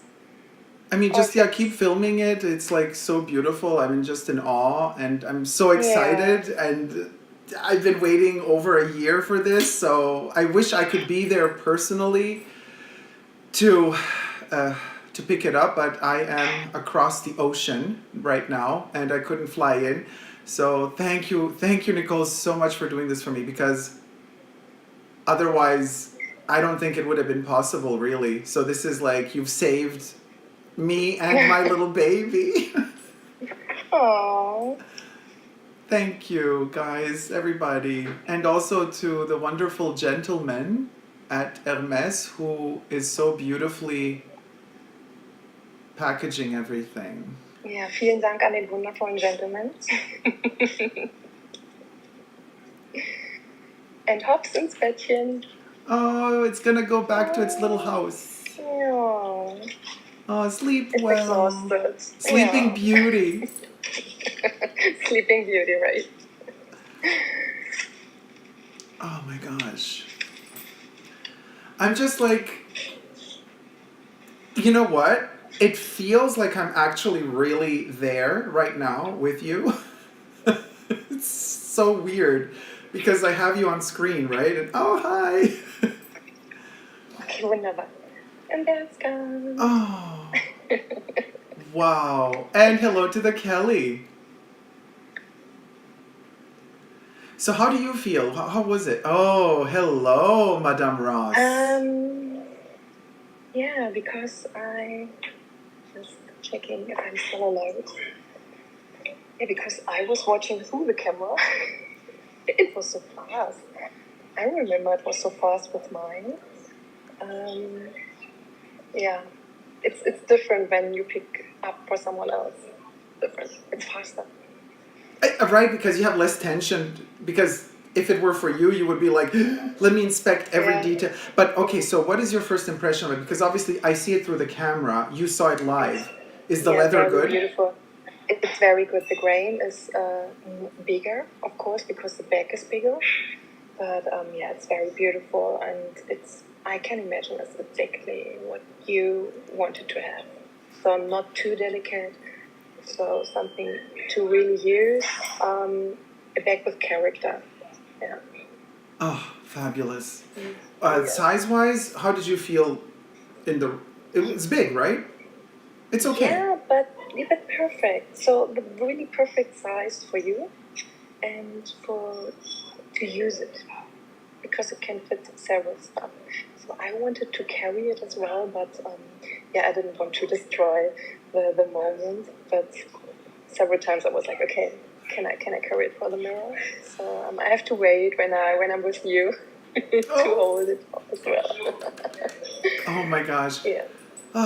Well, be sure to tell them to put it in the orange bag, but then to give you the white bag. He's gone now. So when he comes back, I will ask. So, I guess that's it. We did it. We did it. Oh my god. Oh, thank you so much. This is so exciting. So, I mean, if you, manage to grab some more pictures, photos, sneak in some pictures for my documentary of the whole journey. Yes. But this has been such a highlight. Now the next step is to figure out how to get the bag over to me. But the biggest part is done. The pay link finally went through. Finally you were able to pick it up. Finally we have it in our hands, and now we can sleep at least a couple of nights peacefully. Yes. I guess I have to stop now. Okay. Thank you so much. See you in a bit. Bye. Love you. Bye.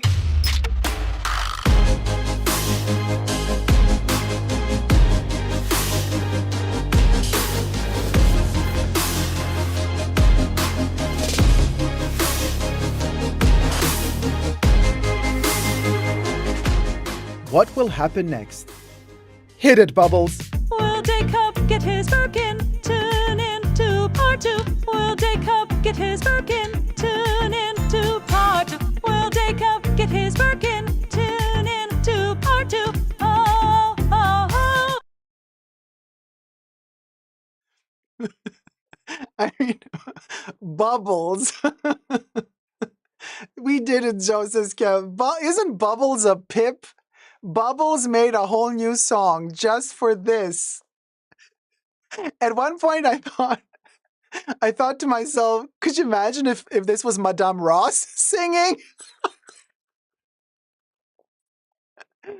Nicole, was that you singing?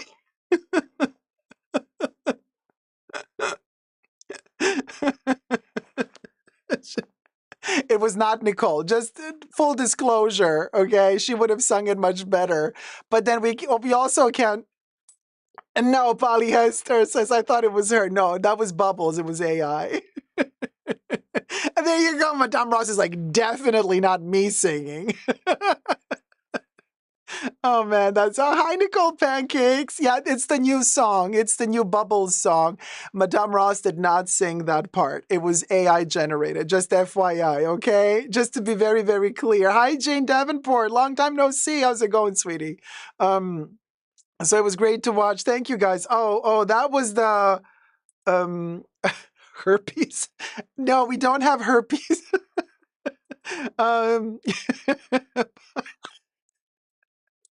Yeah, I've always asked myself, Hermes and Herpes, they're very similar. It's just one letter difference between the two. Hi, Didi Bean. Congratulations. Thank you. Thank you so much. Thank you, guys. Yeah. Everybody says, wow, Madame Ross, so beautiful. She's very beautiful. Grace says, Bubbles can sing. Yes.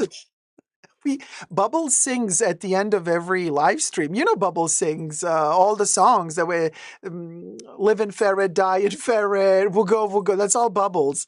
Can I have her and the bag, says Lux84. Lux84 wants Madame Ross and the bag. Cha, you want everything, honey. Sibila Delfo says, Madame Ross is so elegant. Stanley says, congrats, Dacob. Best unboxing ever, says Kari. Thank you guys so much.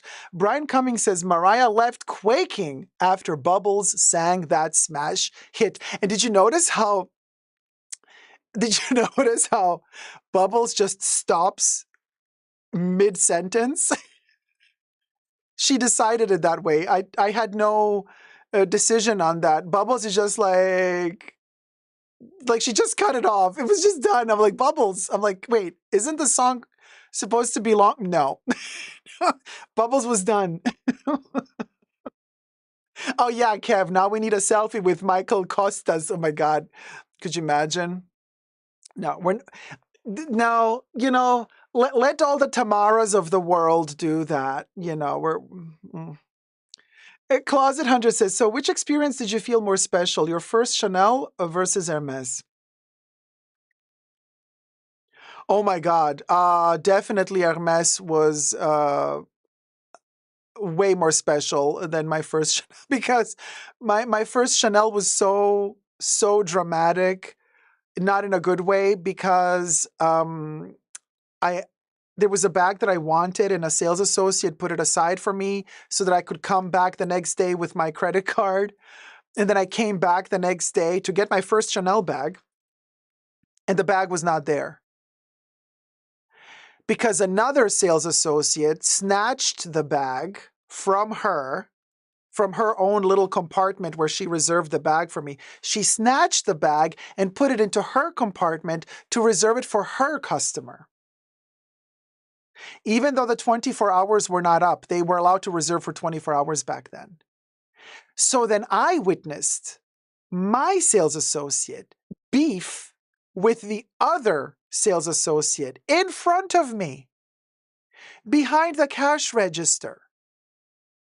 They had a fight about who gets to sell the bag. It was disgusting. So no, my first Chanel bag purchase experience was ghetto.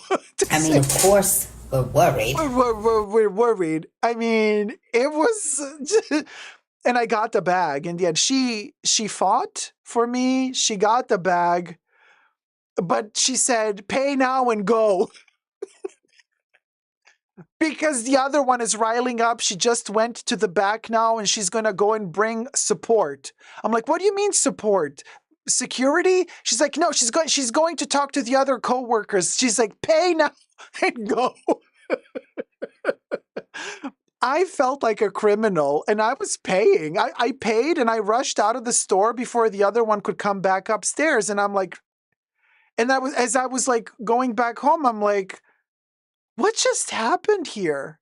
This is insanity. And Chanel has remained crazy since then. So, and this this was my first Chanel bag purchase experience. You guys, like, let that sink in. So yes, Stanley says, congratulations, so happy for you. I have had Samsung save me more than once. Use this beauty in the best of health, XOXO MJ. Samsung really came through and saved the day because Apple, no. The payment was not going through. It some security issue triggers and it blocks the payment off. Oh, Closet Hunter, thank you. No story like a Dacob story. Congrats, my love. Listen, crazy but memorable story, says Terry. Oh, thank you, my love. But this is the thing, you guys. And that bag, that bag, because, I mean, but that's Chanel. Okay, Chanel is always drama. But, you know, compared to my first Chanel bag purchase, Hermes was elegant. It was delicate. You know, it was kind. It was gentle. It was nice, you know. Oh, Rich Mitch says, did my super chat go through? Hold on, Rich Mitch. I blocked off the super chats because of the filming. Let me free them. Hi, Rich Mitch, by the way. It's coming through now, babes. I just had to... Thank you so much, Rich Mitch. You're Rich coming Mitch on the donated snowflake. $5 over humanity. I'd be on a plane to France at this point.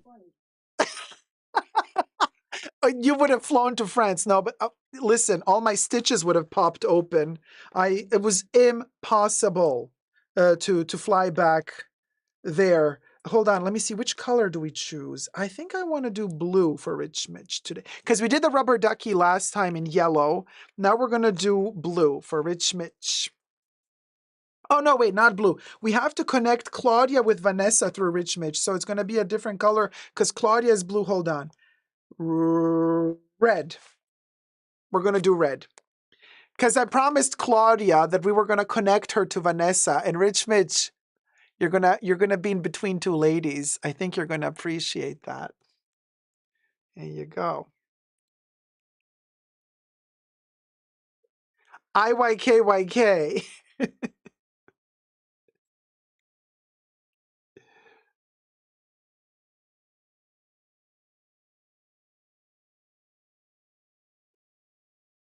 I connected the two hearts. Look, Rich Mitch. Between Claudia's heart and Vanessa's heart lays Rich Mitch. Isn't this romantic? Isn't this romantic? I told you, Claudia, we were going to connect you to the rest of the rowdy bunch. That's the thing. Yeah, there you go. Now, Cecilia says, when is the bag arriving at your mansion? Marina says, I'm so happy for you, but I was so stressed. Bringing people together, Rich Mitch, right? Well, Cecilia, oh, Maria says, would love to see the opening moment of the Hermes once again. Claudia says, I feel so connected. Thumb up the live stream. And you know what? Maybe we should see the unboxing again.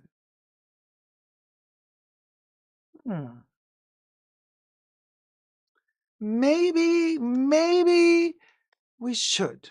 Let's film another video. Should we film another video? Should we film another video? I think we should film another video. Of course, we're worried, but we're going to... Listen, period. Hi, everybody. Dacob here. Welcome back to the Fashion Bunker. So here's the thing. Maybe you've watched my part one of my Birkin journey, and I think it's time for a part 2. Subscribe to my channel before we get to it. Push the join button next to the subscription button. Become a member today and access extra perks. You can also join me on Patreon. Super Dacob all spelled together. There's as well for extra perks. Everything I say in this video is for entertainment purposes only, not rooted in truths or facts. Everything's alleged and just my opinion. So you guys, in the first part of the video, I explained the entire process of almost 3 years of contemplating and figuring out the constellation, how to get to the Birkin from Hermes. And finally, check out part 1. It's a pip, it's a joyride to figuring out the puzzle, the mind-bending machinery that is Hermes. And ultimately, all came to a happy ending. And then the question arose, well, how do I get to my bag? Because the bag is now stuck with my friend in a different country on a different continent. Well, one of the reasons I was missing in action for 2 weeks was because, well, you know, one of the reasons I was missing in action was because a bag needed to be picked up. So, we'll go. So I want to say, should we do an unboxing? You know, I mean, you've seen it unboxed in the Hermes boutique in the first video by the lovely, wonderful, super sweet and kind Hermes sales associate. And thanks to my dear friend, Madame Ross, as well. But now finally, after months and months and months, I bought the bag in May or June, and now it's December. So it's the best Christmas gift ever. But finally, it took only 6 months till the bag got to me. But it got to me, you guys. This was 3 years in the making. And just before we pull the ribbon and unbox it, I just want to say I have watched a gazillion videos on Hermes and Birkin and Kelly unboxings. And I've watched a gazillion videos where the people unboxing them were not happy because they said, oh, I was offered the bag and I bought it, but it wasn't really the color I wanted. It wasn't really the hardware. I wanted gold, but it was silver. And it wasn't really the leather I wanted, but you don't say no to a Birkin or a Kelly. So I bought it anyway. And most of the videos I watched had that form of resentment in them, like, oh, I didn't really get what I wanted. And I'm like, huh, all of these people getting all of these bags, and a lot of them are not very happy with their results. I'm like, that's kind of sad. Is it really like that? Well, if you're not patient, maybe it is like that. But I remember then the review that Mr. Dumas gave to the 60 Minutes people, and he said, if you're patient enough, you're going to get exactly what you want from Hermes. He was right. So the explanation of the 3 years of my journey towards this bag is in the part 1 video. But if you're watching part 2 and you just want to see the unboxing, why not? Let's do it. But I got exactly what I wanted. Exactly what I wanted, I got. And it is very satisfying to just take the time, let it happen as it happens. Don't rush, don't hurry. You don't need to buy 10 of these every year. You really don't. Regardless how much certain content creators would like to showcase that they keep purchasing them, and regardless how much they try to show that to you as if it were a good thing to do, to buy a gazillion of these, one is enough. Just saying, but to each their own. Madame in the chat says the journey made him strong. You best believe stronger than ever. So here goes. Isn't this cute? Let me do a little thumbnail moment, you know, just.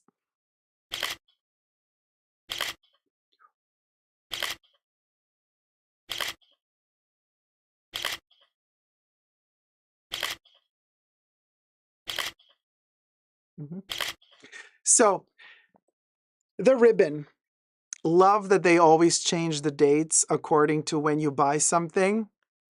So this one is marked 2024. So this is the Hermes L'Esprit du Faubourg 2024 ribbon. So you get to see it up close and personal. Isn't it cute?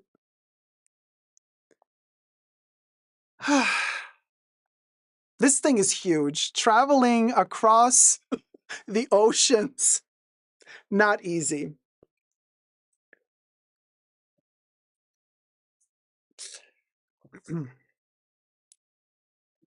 Oh my gosh.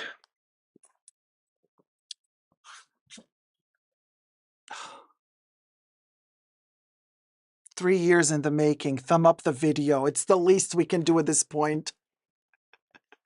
Oh, Lux says, oh, this is sexy already. Yeah, Lux. Your patience paid off, the perseverance. Claudia, that's all it is. And I completely believe Mr. Dumas, because in that interview he said, you guys, all you need is patience. We make the stuff, we do it good, we take our time to make it good.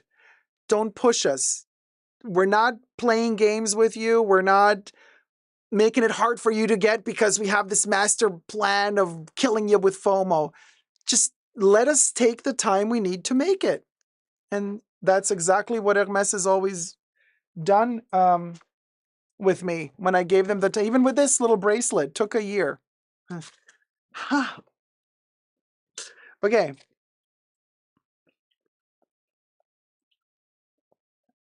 Oh my God. It's so heavy though. Yeah.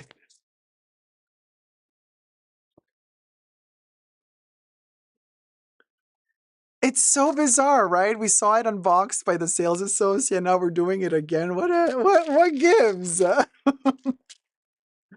Oh man, isn't this amazing? Okay.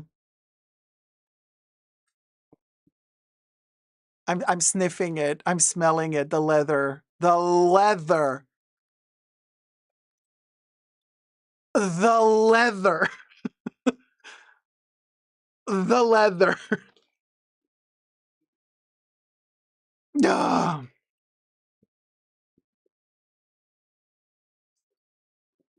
Ooh. Oh, it has its own little bed. Isn't this cute? Okay, hold on.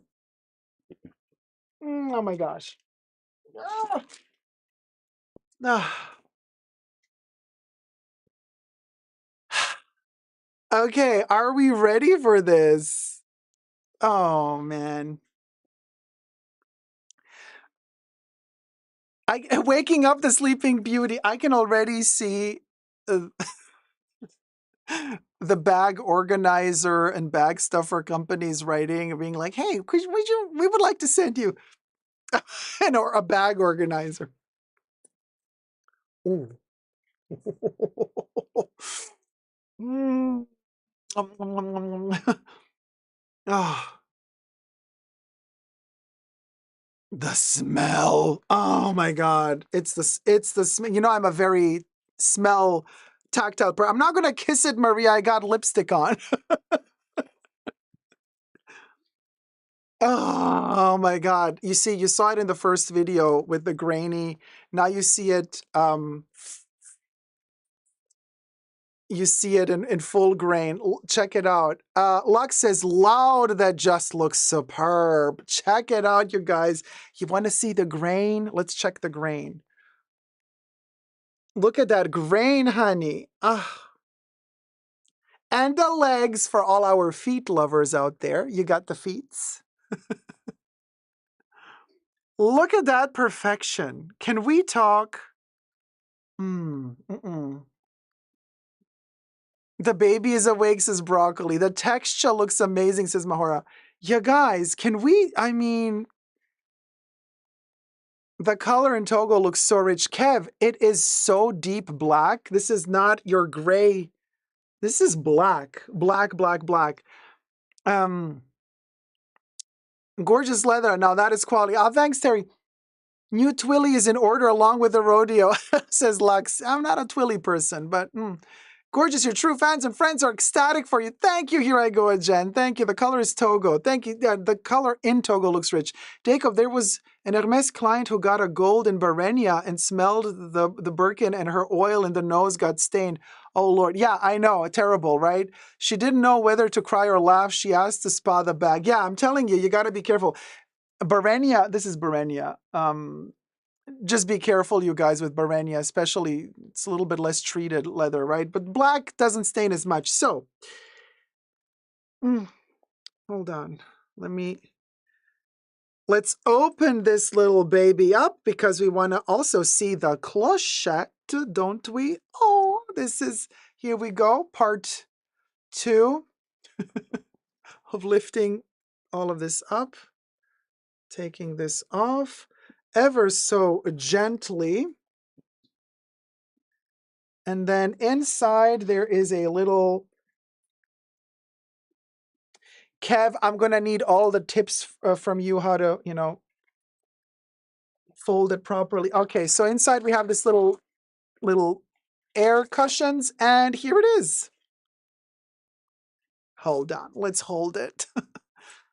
Okay, getting the clochette, getting everything out of its extra little pouch. Oh, hello. Hello, little girl. How are you? Everything. There it is.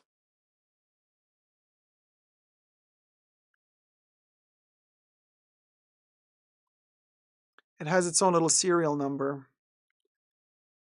And the 2 little keys. Well, thank you very much.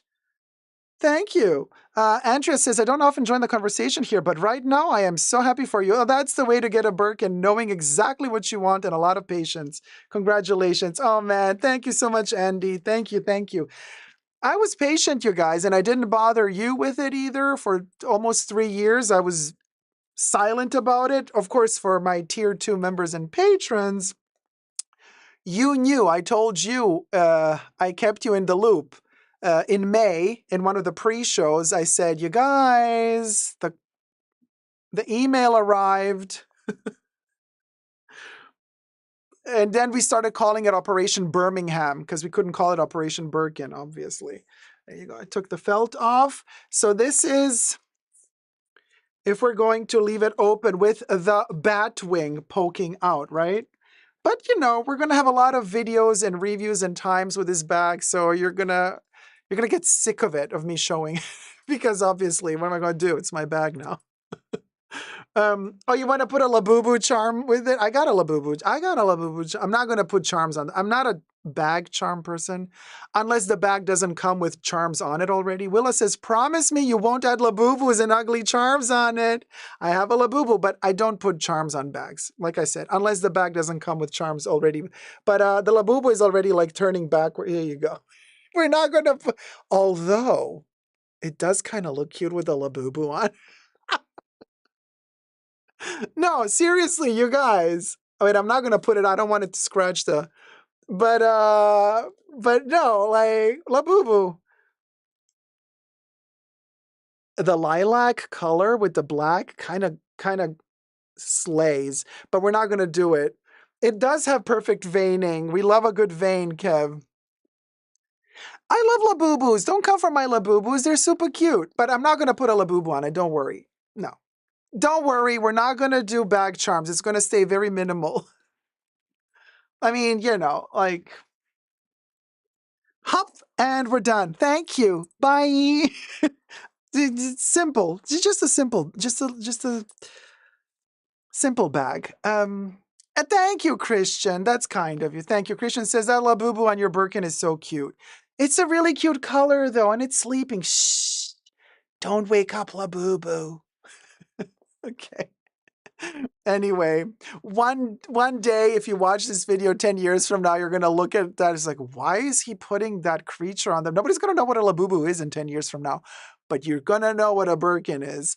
But it's kind of good to have that moment in time and say, this was the time of the Labubu Birkin. This is the bag of the bag, the back of the bag. You can see the veining through and through. Mind you guys, the lighting in my studio is very strong, So you get to see details that you won't usually see in normal daylight. Just letting you guys know. So things appear more dramatic than they would appear in normal daylight. Also, light is so strong in front of everything bounces off, which means that the bag might reflect a little bit of green as well. There's a lot of green screen around me, so black and gold can reflect green. So this is more true to its natural color when I'm away from the spotlights. So it's a very dark black. Okay, so this is more its true color. The closer we get to the light, the more it appears gray. But this is how it appears in real. That's the black. That's the color it is. The smell is on another level. So anyway, thank you guys so much for watching. It's been a heck of a journey. 3 years, okay? And I am aware of the fact that this is kind of the worst time, I think, to get a Birkin, like, but because like the economy is really terrible. I mean, the situation is bad. Like, I feel weird as well, but I couldn't choose the timing. The timing chose me, because they wrote me in May and they said the bag is here now, and I'm like, okay. So, but yeah. But hard pill to swallow. I'm super ecstatic that it's here. I have to say one thing. I am having a form of something that I call a post-Birkin partum depression. And I'm not trying to make fun of all the mothers out there who have a postpartum depression, not at all. But I'm just saying that it was so much work that now that it's finally here, I'm still having a difficult time bonding with it because I'm like, I can't believe it's really here. And so I'm a little bit sad that I'm not more like all over it. I'm more like careful and cautious, also thinking to myself, am I allowed to be too happy about this? Because if I'm too happy about this, then I know from my experience in my life, when I'm too happy about something, then life just comes in, slaps me, and takes everything away from me. So I'm being very cautiously happy about this, not too ecstatic. You know what I mean? Just like getting accustomed to know the Birkin more and more. It's a relationship that we're going to build with time. You know what I mean? It's going to take the time it takes. But and then on another note, what makes me a little bit depressed is because as I inspect the bag and I look at it, you guys, it's too perfect. You know what I mean? It's perfect, and I'm not perfect. So you're looking at something that is like, and I'm like, okay, I'm full of imperfections. This thing is like, and I'm like, wow, it's hard to swallow. But I am looking forward to wearing it, and I'm looking forward to it adapting to my body and, loosening up a little bit, like not being as stiff and as new as it is now. This is going to be a bag that with time will loosen up. Let it rest for a bit and then slowly integrate it into your life, says Kev. Yeah, I think that's the way to go with this. I totally get what you're saying, Dacob. I do see your point. Thank you, Manuela. Because, ladies, I really don't want to offend anybody. I have actually a few friends who have gone through postpartum depression, and it's a very, very serious thing. So I did not want to diminish anyone's experience whatsoever by saying what I said.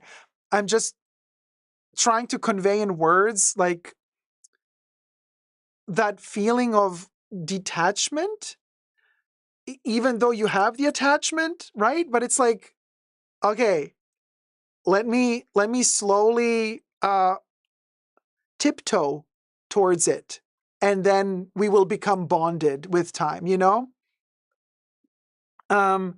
So I would have never thought Hermes would make a bag just for me.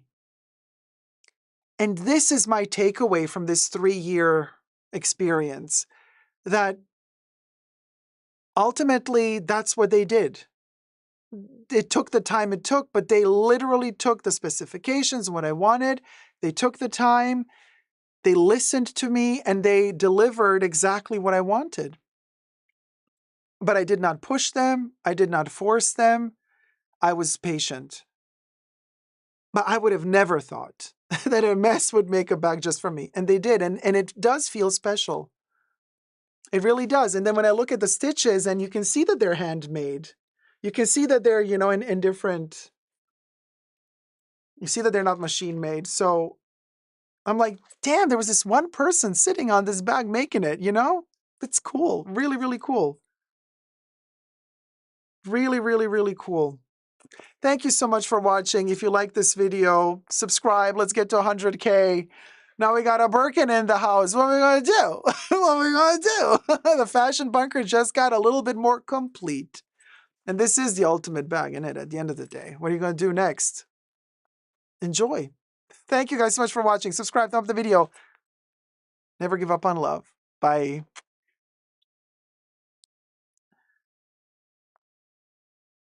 So there you go, guys. Can you believe this just happened? It's just like, thank you, Kev. Kev says enjoy. No, you guys, you're very kind. You're too kind. Thank you. Let me just, you know what I mean? Let me put the bag down without damaging. I don't know what to do. What am I going to do? I want to talk to you guys. Vel, this was so fun. So happy for you. Thank you, guys. Star Medicine says congratulations. Thank you. Listen, I was thinking that there was going to be so much backlash, but oh my God, wait. Okay, hold on.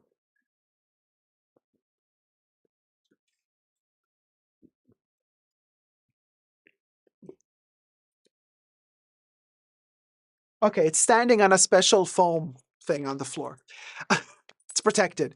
I was thinking there was going to be so much backlash because you know how people are. I mean, I was just unboxing my little Chanel sale necklace last live stream. So many hateful comments. People saying, how dare you even buy a necklace from Chanel if you're wearing synthetic shirts and synthetic jackets?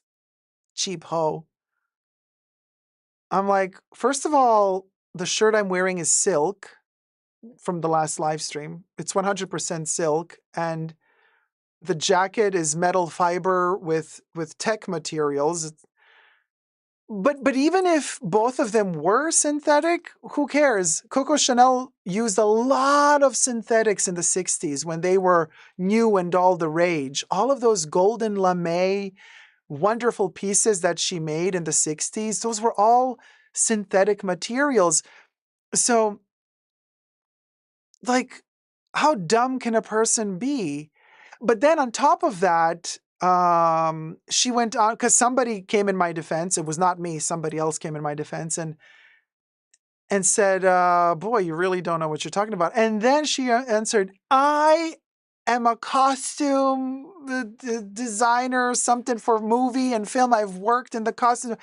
And I'm thinking to myself, stylist. I'm like, you're a stylist and you have no clue what you're talking about? Wow. Wow. Could you imagine hiring a person like that as a stylist for your project? Let's say you're working on a movie, on a TV show, or you're working in theater and you hire her as or him or them as a stylist. And then they start talking shit like that. And then they don't know the materials that they're actually, because let's be very clear here. This person says that they're a stylist for film. You got to be very careful. If you're a stylist for film, that means you have to recognize the shine of textures and materials through the camera. And if that person has no eye for any of this, how can they be a professional stylist for film? You know what I mean? And that these people have no shame to publicly write shit like this, where other people from the film industry and I know people from the film industry, read these comments. Honey, you're never going to find a job again. Why do you do this to yourself? Like, why would you be so stupid to out yourself and to say what your profession is and to make such a huge mistake and to be so rude? That is like so unprofessional. And you're behaving that way with a colleague. Because look, honey, I don't know if you know, but we are on a screen. This might as well be a television show. This might as well be a movie.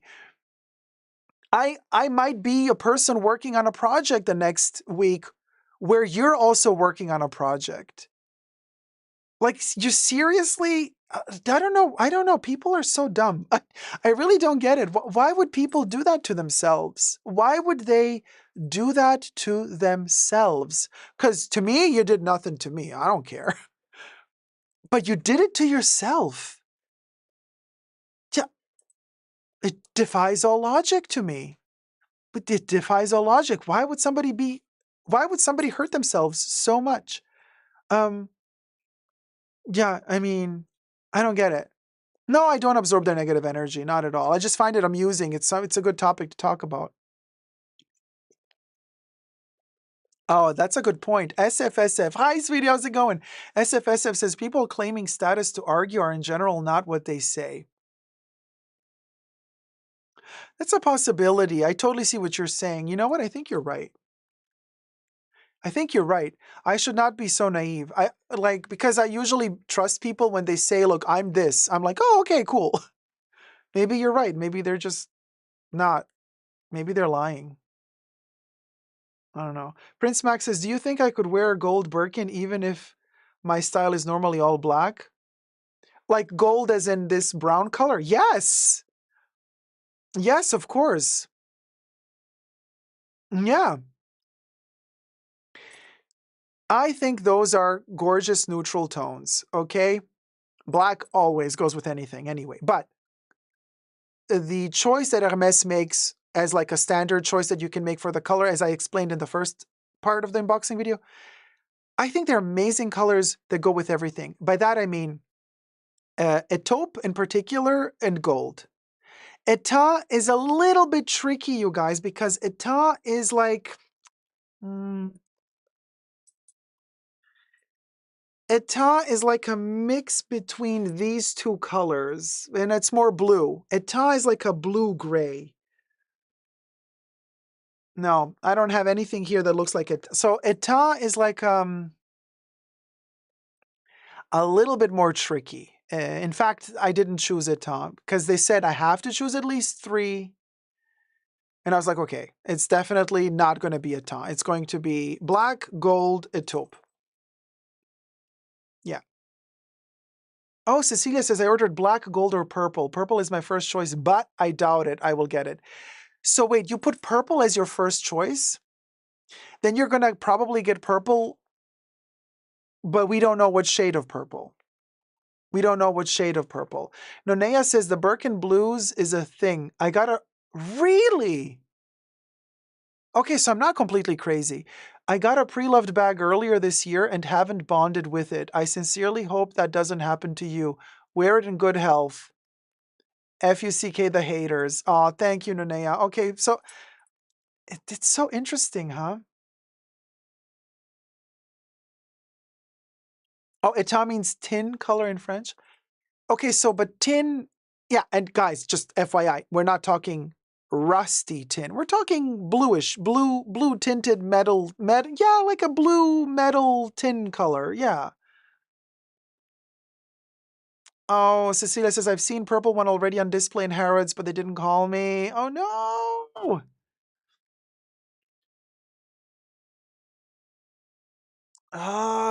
But Cecilia, not all hope is gone because maybe that purple one was just a sample. Because they don't sell that one. Claudia says, what is so apparent to me is your admiration for detail in all these pieces. Hold on, let me scroll up, sorry.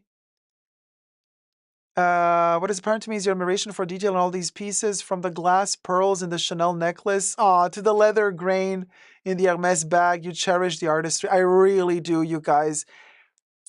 You're going to call me crazy? Bear with me. I unboxed the Labubu yesterday. Bear with me before you make fun of me. You know what I did after I unboxed the Labubu? I spent 2 hours with a little needle pulling out all the hairs that were, you know how when they sew them together, some of the hairs are like inside of the stitch? So you see, it doesn't have a labubusi. I pulled out all of the hairs out of so for example, like underneath the arm here, where there's a stitch, the fur was like inside. I would kind of pull all the fur outside. With a little needle, I pulled all the fur out of every single stitch so that it's all fluffy, so that it looks like there's almost no stitch. It looks very organic. You know what I mean? I mean, of course, we're worried. I know I'm crazy. Thank you, Bubbles. I gave her a Brazilian Mahora, really. That's what I do, like attention to detail. So you best believe with every Labubu I unbox, I'm going to, and I do it with pillows as well. So the Target pillows from Halloween, the green pumpkin pillows that I bought, they were all plush and Sherpa. But they're like 2 pieces of Sherpa sewn together. And when they're sewn together, the Sherpa goes inwards. I pulled it all out. I always do that. Labubu. Wait, what Cecilia says, I received my Labubus and had to trim the threads too. Yeah, some of them have a little bit of threads as well. We trimmed them. Yeah, exactly. There you go, Louie. You remember. Just like the pillow you got for Halloween. Yes. Yeah. Oh, Kev says, I was like that too when I had better eyesight. Oh, honey, I turn on that lamp. It's surgical precision. I don't see shit either. I have to have really strong lights, and then I can do that. And I gotta say, call me crazy. It relaxes me. It's like meditation. I don't know. I sit there with my little Labubu pulling the hairs out. 1 hour later, I'm like all relaxed and calm. I don't know. It relaxes me. But I gotta say, I'm also very much relieved. I was so worried that you guys were gonna be like completely hating this unboxing. And I was so scared that my people would be like, oh, hell no. So thank you so much for being so kind in the comments and the chats and being just very gentle and for being just understanding, really. Thank you. Because I know these are like terrible times and this bag should have happened like 2 years ago, not now, to be perfectly honest. But life happens the way it happens. So thank you. No, seriously, I'm not going to bother you with a gazillion Birkin unboxings, okay? Not going to happen. Stanley says, we are your people. We love you. Love you too, Stanley. Here's the thing. What MS perfume would you match that bag? Ricardo, today, this is the one I'm wearing today for the unboxing. Hermes Cuir d'Ange. Yeah, I'm wearing Cuir d'Ange today because this is the best. This is my unboxing, my Birkin unboxing perfume. Yeah. Oh, Emanuela, thank you so much for being with us. Emanuela says, Dacob, I must go now. So sorry to leave this early. It's always amazing to catch you live. Oh, it's amazing to have you with us. Thank you so much for being in the chat, Emma. Thank you. Yeah, exactly. Very queer, Dange. Exactly. Oh. Just be careful where you wear the Birkin. Turn it towards you. Yes, so the gold is on the inside. Okay, Deborah. Yeah. No, for sure. Oh, Holly Grace says your brain will have good memories with the send out. Yeah, yes. I know. I always like when there's a special occasion that happens, I always have to plan the perfume properly because I know that the perfume is going to be connected to that memory. Louis, no, it's not a Westwood shirt, but it begins with a W. It's a Woodwood shirt, and I love it. You guys, I've been looking for years for a simple white. It's not simple because it has the caveman prints. So cute, but and I was saying this already earlier on, I think in this show or in the pre-show, and I said usually with white shirts they kind of sell them tailored, like slim fit, and I was like, wait, no, I want oversized loose shirt, and usually you don't find them in white. Finally, by accident on sale, I find from Woodwood. That's the brand, Woodwood. They call it the oversized white shirt with the caveman hieroglyphics, which I think are adorable. And it is tailored super huge where look how big the sleeves are. I love shit like this. So actually, first I was thinking how I want to wear it when I'm out and about. You actually unbutton it, but I didn't want to do it for the show because then I look not put together enough, I guess. But wait, do I want to unbutton it even more? No. Not.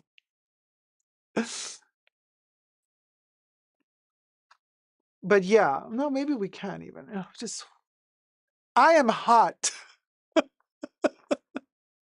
So anyway, that's kind of the idea that I have of just like, no, wait, you know what? Maybe my boob is gonna fall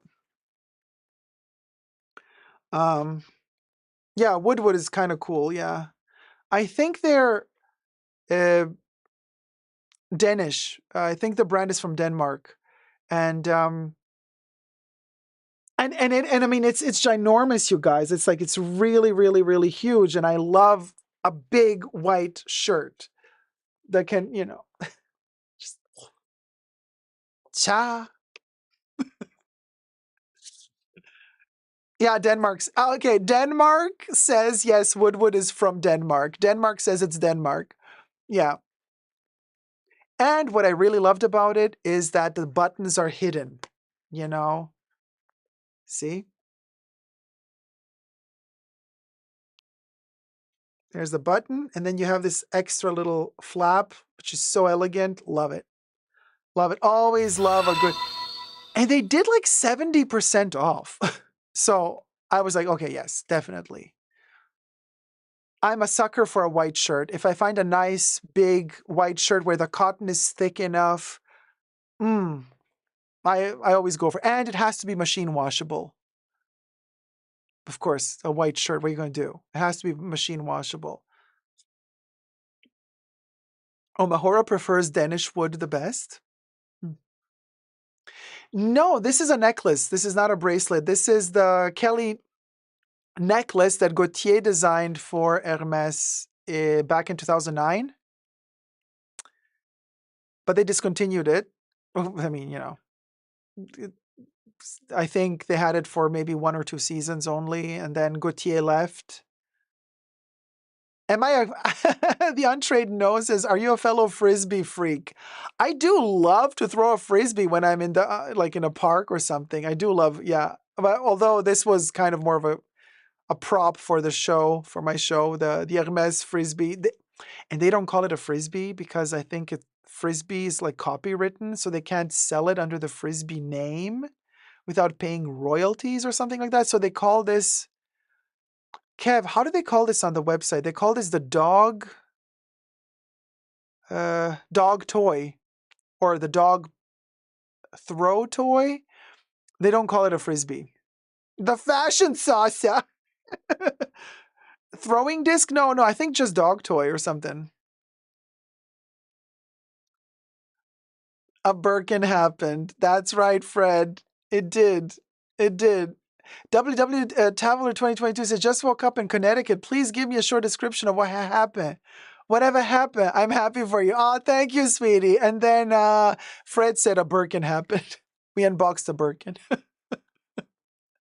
Hermes wolf dog toy. Cha. Yeah. So there you have it. What can I tell you? That's what happened today. Dacob birth to Birkin.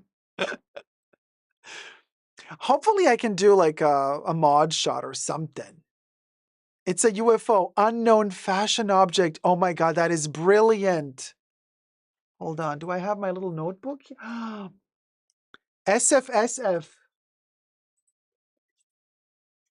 Babes, you've just made it into our quotes of the fashion bunker. See, I write down every time we have like some great quote that pops up. You just made it into the fashion bunker quote book. Oh, Kev says it's called the Woof Flying Disc officially. Seriously? Oh my God, that's hilarious. Wait, hold on. SFSF. Okay, what's the date today?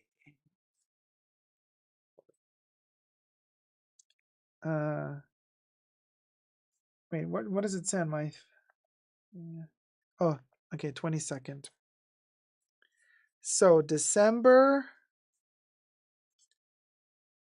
22nd, 2024. SFSF wrote UFO. It's okay. It's a UFO. It's a UFO, and then translated unknown fashion. I love that. Unknown fashion.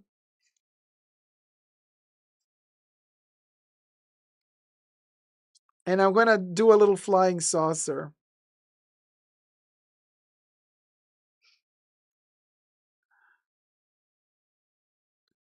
There you go, sweetie. You have been officially inserted into the fashion bunker anals. Anals. That fabulous? Unknown fashion object. I love that.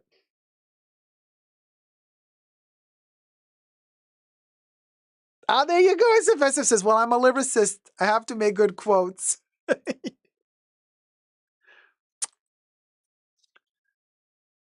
Oh my God, jacquemus. Okay. The human carpet. Can we talk for a second? No, seriously now, on a serious note, we had our fun with the Birkins and all, but like, okay. So jacquemus did not get the job at Chanel. Aw. But anyway, well, okay. So maybe Chanel will not end up looking like H&M after all. But I just saw a video of jacquemus dancing with that weird kid that does his own makeup in the subway in Paris. He has like 5 million followers. Like it's insanity. And I'm like, the guy has 5 million, and they're doing, what was it, Sherry Sherry Lady, or what's that band called? Those two guys from Germany that sing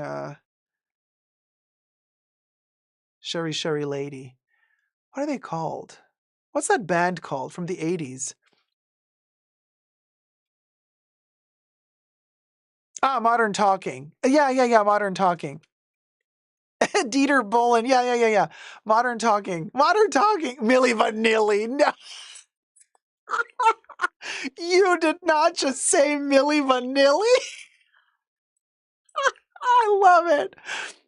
Oh my God. So anyway, jacquemus and this dude, and the dude is like trying, the dude, I don't know if he's like 19 or 20, and jacquemus is, oh my God, his head is getting longer and longer. He looks like Sarah Jessica Parker's brother by now. But anyway, so instead of calling him jacquemus, we should call him Jacques Horse. But nah, then the people are gonna say he's hung like a horse. I want to say more moose is better. The moose is loose. And Oh, WW Traveler says the Moose is looking for outside investors for his company via the Financial Times. They think he has expanded too much in precarious times. Aw, I mean, aw. Mm-hmm. Well, anyway, so now they're dancing together. They're doing one of those ridiculous TikTok dances. And the kid is like trying to flex a muscle and to show off, like, look at me, I got like the muscle. And the Moose is wearing sunglasses because he thinks he's cool with sunglasses. Am I allowed to show this video? Probably not. Kev says, clearly the Vatheimers thought the robe was a better investment. Yes. I can't show the video because I don't want to get in trouble. Holly Grace, I completely agree with you. TikTok is the peak of human devolution. No, seriously. Like, I can't. But anyway, so there they are doing the little dance where I guess the kid told him, like, okay, let's do a choreography and we have to do it simultaneously because that's how it works on TikTok. You have to move simultaneously, both of you, and then you gotta like flirt with the camera a little bit, gotta flex a muscle and show that you're like hot. Oh my God. Ugh, I just, like, ugh, ugh. No, seriously. You know, and when they look into the camera and then they go like, and they're like, oh my God, I can't. Oh, no, no, no, no, no. Why? Why? And why does this work? Why do these people have 5 million followers by flexing a muscle and like, ugh, just this is honestly, honestly.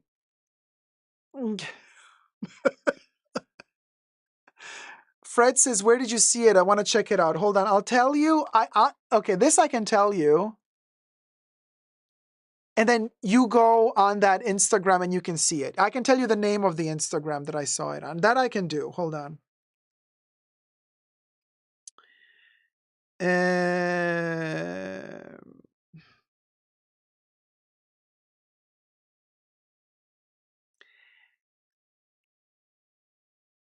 Oh my God, I'm seeing it again. This is so disgusting. Okay, so it's Click the World Mag. It is so bad.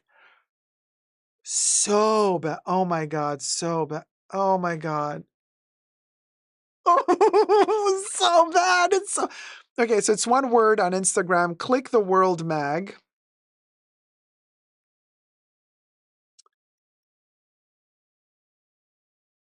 Yeah, this I can show. I'm not showing you the video. I'm just showing you the Instagram account. So you can just go to this Insta. That's the Instagram account, and then you got to scroll down till you find it. They also took it from somebody else's, probably the kid's TikTok or something. And then you scroll down. How far? I don't know. Okay, you got to scroll quite a bit, I guess, because it's not really at the top. Has anybody found it? It's so bad. How long ago? Oh, here it is. It's quite a bit down. You gotta scroll a little bit until you get there. Fred is like, okay, I'm gonna go see it. See you again soon. I wouldn't have minded the row getting the job. Just my opinion. They are not half bad and very Chanel-esque in their perspective. Holly says, I don't think the Olsens have enough vision for Chanel. They produce basic designs with high quality, which means it's all kudos to the design team and manufacturers, not the Olsens. I mean, they do have a sort of a vision. That New York leisure, Fifth Avenue kids, nepo kids with money, and their parents that want to look like younger people. I don't. It's a particular style, the row, and it's okay. It has its moments. It has its moments, but yeah. Essen says, what I don't like about social media is you have to save posts to find them again, and it doesn't have bookmarks or a table of contents, lol. Oh, I just sent it to myself. That's how I can find it again. I send it to myself, and then I scroll through my own messages, and I'm like, oh yeah, there's the video.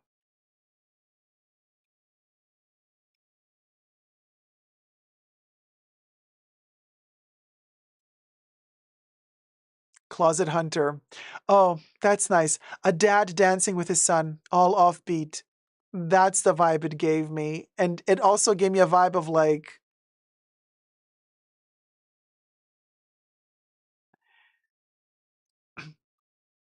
let's just say that if they did something more than just dance with each other, the lack of rhythm that they would have had later on somewhere else would have been even more cringe than this video because they don't have an ounce of rhythm in their body.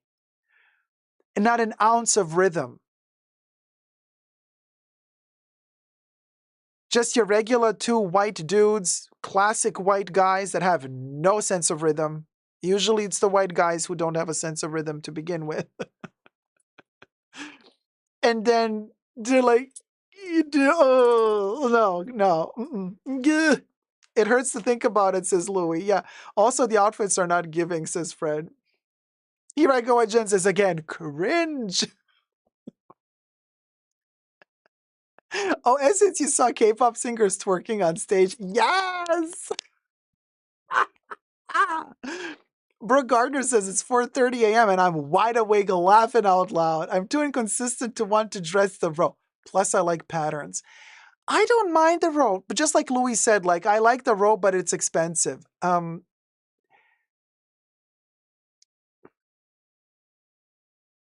Okay. A friend of mine. Okay, here's the tea. When I was working the fashion circuit in Paris during Paris Fashion Week, working for the brands, one of my friends, who was also a co-colleague of a brand that we were both working at back then together, she started off years before that at the Row, when the Row were just starting off. And she was doing the showrooms in Paris. And she said that was quality. But the quality also changed. Even in the Row, they're not reaching that level of quality that they used to in the beginning. So that's the tea. But they're still very expensive. Allegedly. Everything allegedly. Terry says, one has a jacket and sunglasses, the other a gray muscle tank in the video. Yes, Terry, that's the one. Oh my God, Bubbles just made a joke. Teresa McGuire, did you hear about the fashionista who wore sunglasses indoors? It was a shady move.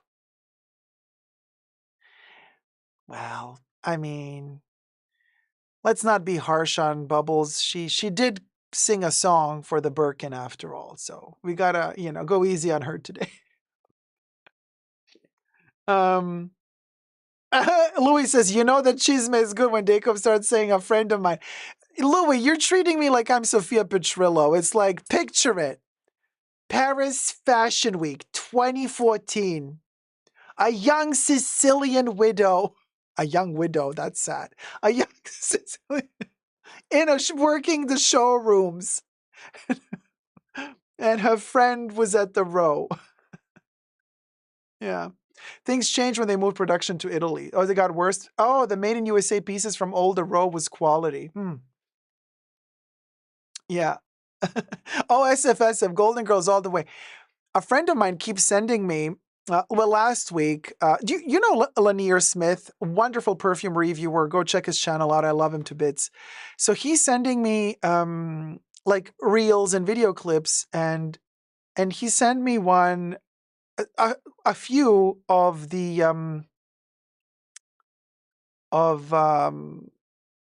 oh my God, I forgot the name. 80s show, career women. No, not career, designing women. And like, he sends me one clip and I'm like, where there's a pig. One of them brings in a pig and like she took a pig and she has to take care of the pig. I'm like, wait, hold on a minute. This is the storyline from the Golden Girls when Rose inherited Baby, the pig, the pig called Baby. And you remember the story, who knows the Golden Girls? And anyway, and then she's supposed to take care of Baby until Baby kicks the bucket. And then she inherits all the money from Baby. And then they give Baby away and Baby dies the next day and they lose all the money. Okay. And in Designing Women, there's an episode where one of the characters has a pig. And I'm like, who did it first, the Golden Girls or Designing Women? Then a couple of days after that, he sends me another video clip from Designing Women where one of the characters says, I'm on a diet. I'm on a sensible diet. And she comes angry out of the kitchen. She's like, who ate my little tiny sensible diet pie? And then the other one says, oh, maybe it was me. And I'm like, hold on a minute. This is the Golden Girls again. Do you remember the episode where Blanche is on a sensible meal diet? And Blanche goes into the kitchen and she's like, who ate my sensible meal diet little pie? And Rose said, oh, the little pie with the little... She was so dry. She's like, what do you mean it was so dry? Like, that's the only thing I'm allowed to eat. And then Rose says, well, it was so dry that I had to take the other little thing that was next to it. She's like, that was my dinner. And I'm like, oh my God, that's another joke that they did just now in Designing Women. So who copied who? Who copied who? Who did it first? Oh, right. SFS says, I mean, Sex and the City is the prequel of the Golden Girls. Many scenes and situations are repeated. Matter of fact, as the girls were still alive, you remember the scene where they did Sex and the City, where B. Arthur, was B. Arthur Sarah Jessica Parker? I can't remember who was who, but they did a whole skit where the actress B. Arthur, Rue McClanahan, no, not Estelle Getty. I think by that time she wasn't working anymore. But Betty White, they did a whole Sex and the City skit. So yeah, definitely. Denmark says I remember that episode. Yeah. Mm-hmm. My favorite was when Blanche was looking at yolks in a bag thinking it was balls of sunshine. That's because she wasn't sleeping. She was like awake for several nights writing her book. And her book was gibberish. Nobody could understand what she said. And then she like, all those yolks, she's like, Ma, they look like balls of sunshine staring me in the eyes. And she lifts it and looks at it. Oh, I love that episode. Rose was saving the yolks.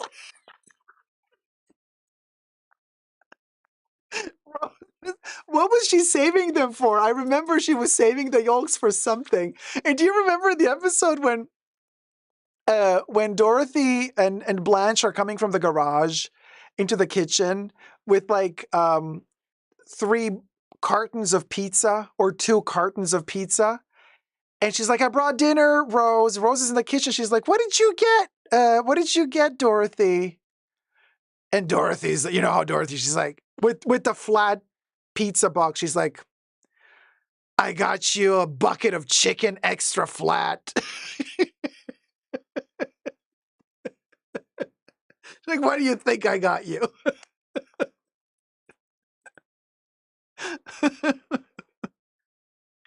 Oh, man. You gotta love the Golden Girls, you know? Seriously. Seriously. Oh, man. Those were the days. The Golden Girls were incredible. Incredible. My girls referred to me as Dorothy Endless Snark. Oh my God. Do you remember the episode where Stan was going to a psychologist or a shrink, and the shrink gave him a monkey? And he had to bond with the monkey, and the monkey was Dorothy. Do you guys remember? It was a cone. It was a cone with a monkey head.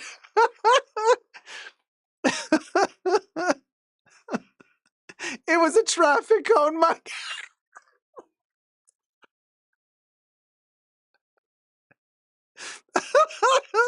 And I remember then they said that the monkey looked like Sophia.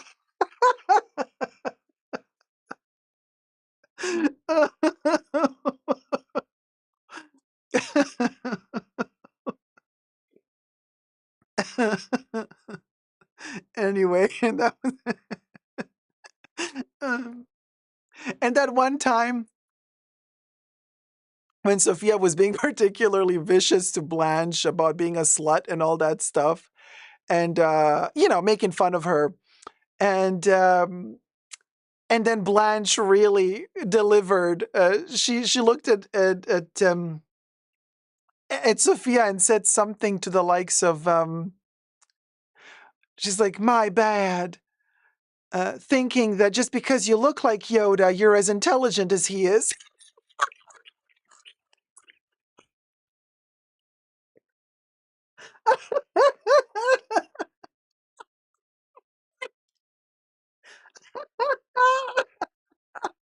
Sophia, she sits on the couch like, not moving.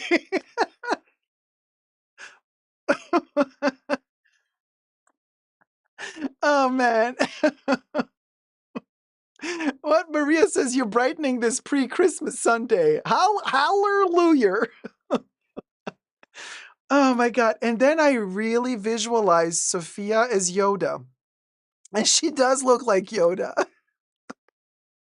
Oh, man, the Golden Girls. Listen, the Golden Girls have gotten me through some really tough times. I gotta tell you, when I was all alone and my family was in a different continent and it was tough. And I would put on the Golden Girls and just in the background, whatever I would be doing home alone, and they would just talk to me. I mean, the show would just play in the background, and they would comfort me.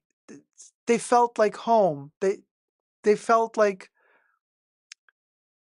they were my mothers, my friends, my grandmothers, everything. They really were my friends, and they still are. If I put on the Golden Girls, I'm cocooned. I'm safe. I feel comforted. I feel good.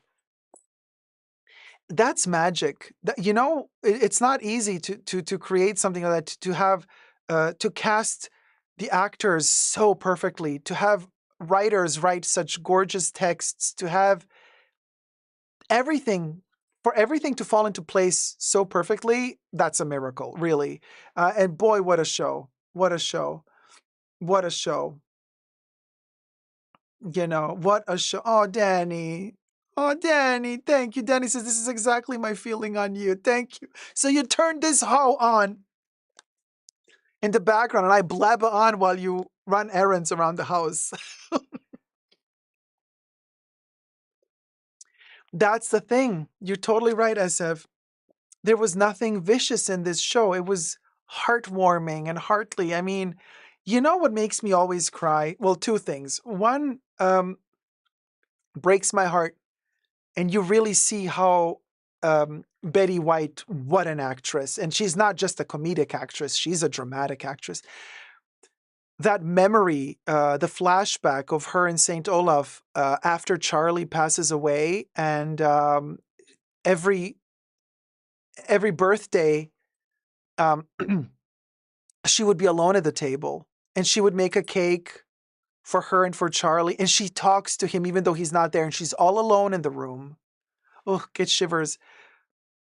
And her voice breaks up as she's talking to him, and she's telling him, Charlie, I'm going to sell the house. I can't be here alone. The winters are cold in Minnesota. And her voice breaks as she's so close to tears. When her voice breaks, as she is talking to her deceased husband, I lose it every single time. That's when I can't stop crying. And Ed Brown, thank you so much, sweetie. Ed Brown, oh, Merry Christmas to you too. Donated $25. Merry Christmas, Dacob. Wait, hold on. I'm gonna add this one. Ed Brown. We're gonna do here.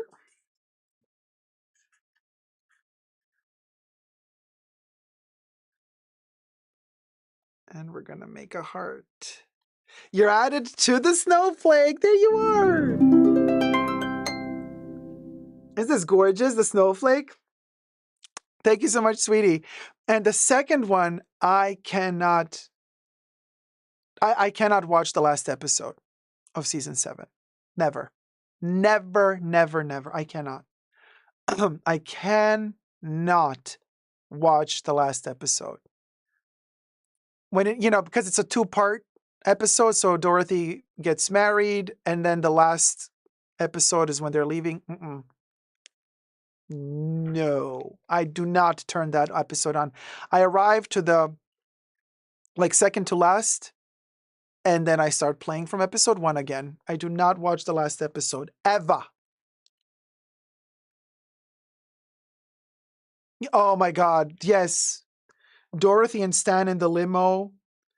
When Dorothy's like, "Hey, are you kidnapping me?" Stan, he's like, "No, I have some dignity left. I'm taking you to your wedding." Oh. The Golden Palace. Yes, I love the Golden Palace, but that's a little bit painful also for me to watch because Estelle Getty was already losing a little bit cognitive state. And so it's always sad for me to see her struggle. But I love her so much. Oh, Grace Loves Fashion. Thank you so much, sweetie. Grace Loves Fashion donated $5. Happy Birkin season, Dacob. Oh, man. Thank you so much, happy sweetie. For you. Mwah. Thank you. Grace Loves Fashion. Adding you to the listlet, to the snowflake. Oh, wait. No, this is the wrong side. This is the... Got it. We're doing this side.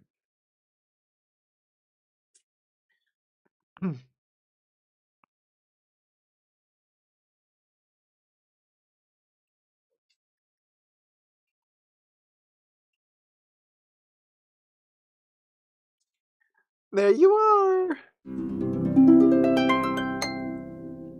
This is fabulous. Look at our snowflake row. Thank you. And another thing that makes me cry? The last episode of Roseanne, also cannot watch it. When we realized that she didn't really win the lottery, it was all a dream, and actually most of the people in her family passed away, and she's writing her memoirs and she's not successful, and oh man. Yeah, that last episode where she reveals the truth.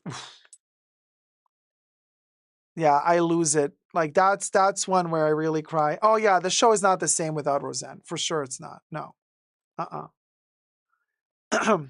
But she's filming something now on Fox, some new sitcom I heard. Oh, Melissa, you're listening while you're painting the walls? Fabulous, darling. She's doing some sitcom on Fox, and I've heard that apparently she was working with George Clooney and she fired him. Is that true? Did anybody hear this? I know, Brenda, the Golden Girls were always so elegant and put together. It gave me an unshakable image forever of what a lady after 50 has to look like. Well, nowadays we got ladies after 70 that look like they're 15. Look at Madonna. George Clooney wasn't the Golden Girls, as was Quentin Tarantino. He was one of the Elvi, the Elvisi. He was one of the Elvisi that came to sing at the wedding. And George Clooney was in Roseanne too, yeah. He was Booker. His name was Booker in the Roseanne show.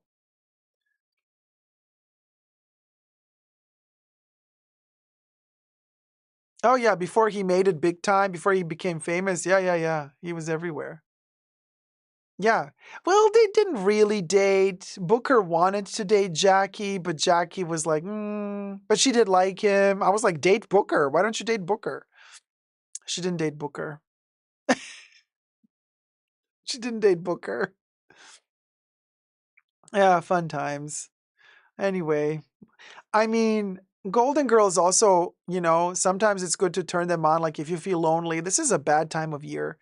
You know how it is. The holiday season, Christmas, it's not for everyone. People, like I told you one of the last live streams, like it's a time of year where we're always forced to think about, family, this and that, and happiness. And not everybody has family. Not everybody has happiness. And people feel miserable this time of year because like society's forcing you to feel like $1,000,000. And so it's tough, and if you check statistics, the unaliving rate is really high in this time of year. So it's always good to have some plan B. For me, if I feel like down and a little bit gloomy, Golden Girls have gotten me through some tough Christmases. I gotta tell you, Golden Girls for sure. Roseanne as well. You know, they have really helped. Oh, Kate says that's what I'm going to watch tonight. Yeah, they really do help because it's so heartwarming and they keep you warm and they get you through this weird period. Oh, yeah. The golden age of series and sitcoms is well behind us, Brenda. Yeah, I agree. And it's, you know, there are some good shows out there. I'm not saying there's not some good shows. Oh, bah humbug. A humbug donated $25. The Thank bunker you. lives got me through the panini. It was my Golden Girls. Oh, thank you. Thank you, bah humbug. Okay, wait. So Bahumbug is going to do, we're going to do a light pink for Bahumbug with 2 H's, right? Yep. Oh, I'm going to do it all around. Look at that.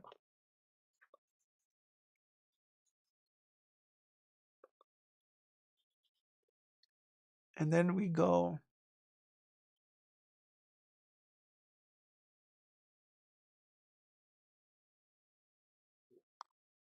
This is so funny. Hold on, you guys, because the spongy material of the snowflake absorbs the, I want to say the ink. Is this ink? It's not really ink.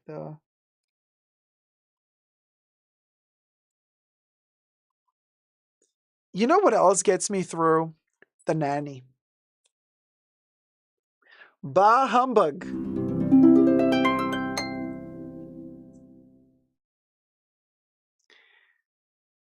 And let me tell you, the fashion alone that Fran Drescher, the fashion that Fran Drescher is wearing in the nanny, to die for. Lux84 donated Oh, Lux84, thank you, $25. sweetie. Wishing you a Merry Christmas and New Year. Heart, thank you for making the year of 2024 the best. Heart. Oh man, thank you. Thank you so much, Lux84. Let me put you down on the snowflake. We're expanding the snowflake. I'm thinking we're going to expand upwards now. Yes.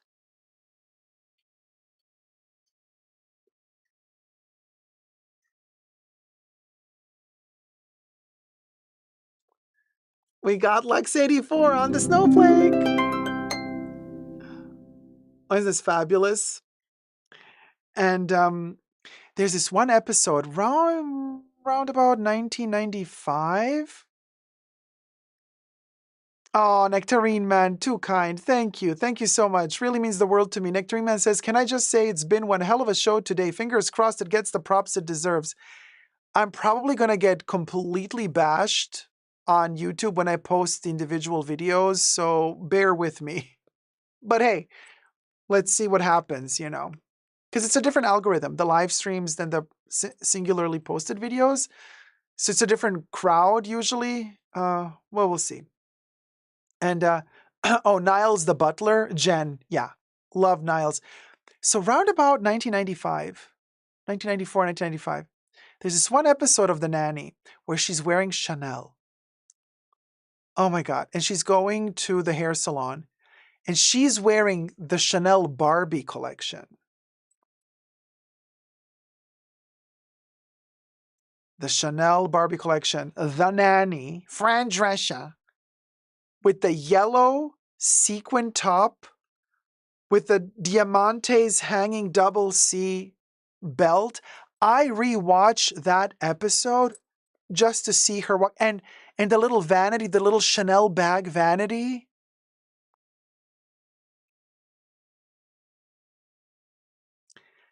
She is perfection in that episode. That Chanel Barbie look that she wears in that episode, it's like watching, you know, like an ad campaign from the 90s, the best ones, but it's in a TV show. It's like it's alive. I just turned that episode on just to watch the fashion. It's so good. So good. Oh, Nectarine Man, thank you. You are an elite level raconteur. Thank you, thank you. Yeah, I love to tell stories. Lux 84 friends outfits always made me smile. Me too. And you know what? They pep up my mood every single time. And this, it's underestimated. People think of whatever, it's so superficial. It's just clothes. People underestimate what it means to us, like we who really love fashion. It's not about, oh, let me show you the logo that I have. We understand the implication that colors, shapes, textures, all of it together, what sort of impact that has on our well-being, on our mood, temperament, everything. It's really important. And so when we see beautiful objects, proportions, I'm also a very tactile person. I also love to touch things, It it really can boost my mood completely. Completely. I've been asking myself the same question, Lux. Are her outfits in a museum? I do believe that they've archived them all, but I don't know if she owns them. Oh yes, Ab Fab, another gorgeous sitcom I adore. Oh, Louie, thank you, sweetie. Louis donated $5. You, Golden Girls, Westwood, Coco, Divine, and Maria Felix got me through some tough, rough times where I had to find myself and redo all my thinking and lifestyle. Enjoy your new baby in the next 500 years. Oh man, thank you so much, Louie. Yeah. And God knows it's been a couple of rough years. Let me tell you, we spent the entire pandemic together, you guys. I started live streaming on a regular basis during the lockdown. It's been a doozy.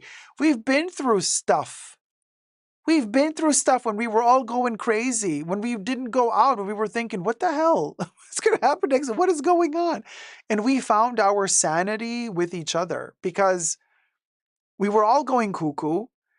And then we found this community, and then we kind of all just like spend all of those weird weekends together. Back then, I didn't even have a chair. I was standing for 8 hours live streaming. Don't even get me started. I mean, those were the days. No, seriously.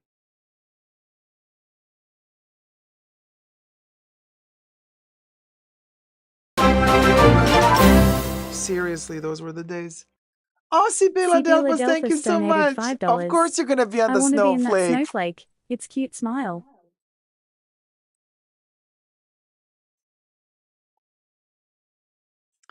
Here you go. First we show Louis. There he is. And then we're going to do Sibila. Wait, how do I put this? Hold on. Sorry, I put the wrong lid on. Just a sec. And then we're going to do Sibila. Where Sibila's coming here. Oh, no, wait, wrong side. This is the side.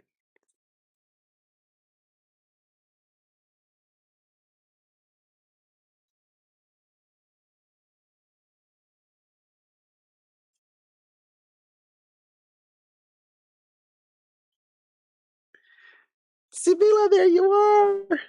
We're expanding outwards in the snowflake now. So this is our second snowflake. This is the first one. And they're all going to end up on my Christmas tree. I have not named the bag yet. Sibila says, thanks, Dacob, for all you do for us. Thank you guys for spending time with me. Because, I mean, could you imagine if I were like sitting here alone, blabbering on, nobody here with me to talk to? That would be sad. Oh, JT Holden says, I started watching it during the lockdown. Yeah, that was those were the days. That's when we kind of started doing this. And you remember that whole era when we were like analyzing all of the other content creators' videos? You know what I'm saying? That's when the channel started growing quicker. But then I stopped doing it because people hated me for it. The people loved the gossip, but then, you know what I mean? And I was like, this is not gossip. This is critical analytics, critical analyzing of other people's content. Grace, no, the 25th of December. Wait, is that a Wednesday? What is that? But no, I am on the 25th. I got to, oh, that is a Wednesday. Nope, I have a dinner. So what are we going to do? Maybe the next day. Maybe the next day or the day before. Have to figure it out. I don't know. But on the 25th, I'm busy.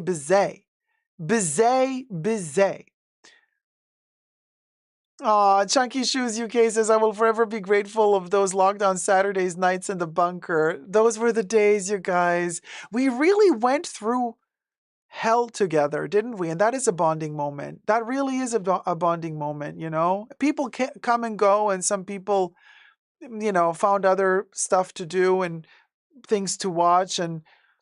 But we all stuck together. What can I tell you? I mean, it's been a doozy. We've been really through thick and thin. And I found your channel when someone made videos and was whining about Hermes not giving her a bag after she bought so much stuff. Well, I thank that moment every day because I found your channel. Oh, sweetie, thank you so much. Yeah, that was Purse on Fleek. I think she's adorable. Actually, Purse on Fleek, she's a cutie. And you know what? The only person that was really being extremely nonchalant and happy about me, like, making a video analyzing their content, like reading, like when you do a little bit of a read, like when you not when you throw shade, a roast, when you roast someone, I was roasting one of Romina's videos when she was at the airport, or she was flying through, I think it was Heathrow Airport. And she took the link to my video, posted it on her community tab, and said, "Oh my God, I'm so happy I finally got Dacobbed." Like Dacob did a video on me. She took it like a true sport, like a true champ. And when she did that, and she got the humor, she understood my sense of humor. She understood that it was all a joke, that it was all fun. And she laughed with me. That's when immediately from that moment on, I understood, like, oh, wow, okay, this is going to be, we're going to be friends, because Ramina is like, she has a good sense of humor, a healthy sense of humor. She's a good one. And we've been friends ever since. And she was the first one to react to my videos, but like laughed because she found them hilarious. Because how can you take that shit seriously? How can we take any of this seriously? I mean, you know what I mean? Brendan says, "Happy holidays, Dacob, to you and your family. Hope we can have another great year ahead." Thank you, Brendan. Same to you. Have a wonderful holiday season and healthy times with your family, and success in the new year. And hopefully we keep doing it. Yeah. Oh, the iconic New Year's Eve streams, right, Kev? They went on for a gazillion hours as well. It's like being Weird Al Yankovic. Exactly, Deborah. Discover Jesse Hunter, adore them both. Thank you. Chunky Shoes UK. They are amazing, aren't they? Stephanie M donated $5. Stephanie M. Thank Merry you. Christmas, Dacob. Keep up the extraordinary work. Oh, thank you so much, Stephanie. Is it Stephanie M, right? Stephanie M with an M. Okay.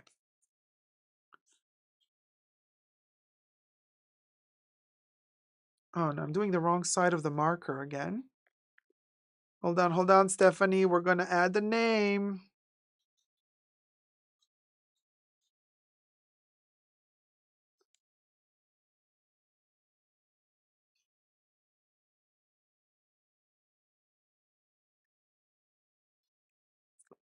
Here you are. Look at the snowflake filling up. Isn't this adorable? Me also, I found you after the video first time. Oh, really, Despina? I forgot that. Oh, Denmark. Thank you so much, donated sweetie. $5. Enjoy your bag. Happy Oh, holiday. thank you. Love from Denmark.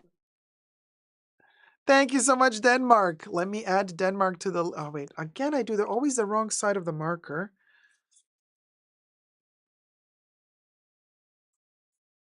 Oh, we're going to expand in this direction.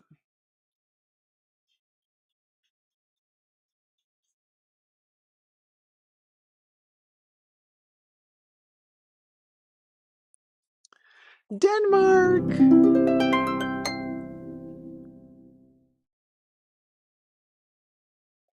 And so, Despina, so you found me through the Purse on Fleek video. Interesting.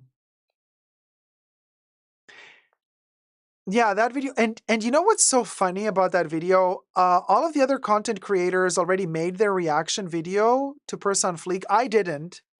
And then people started writing me. My viewers were like, "Hey, Dacob, are you going to react to Purse on Fleek's video?" And I didn't know Purse on Fleek. I did not know Mel until that video. And then, yeah, that's the video that made me like discover her. And I was like, what is going on here? Because she's, she dressed all black, like, like she's in mourning. Like she is in mourning, you guys, with a pearl necklace. Like she's at a funeral with the tissue and everything, with the hair tied into the back, like.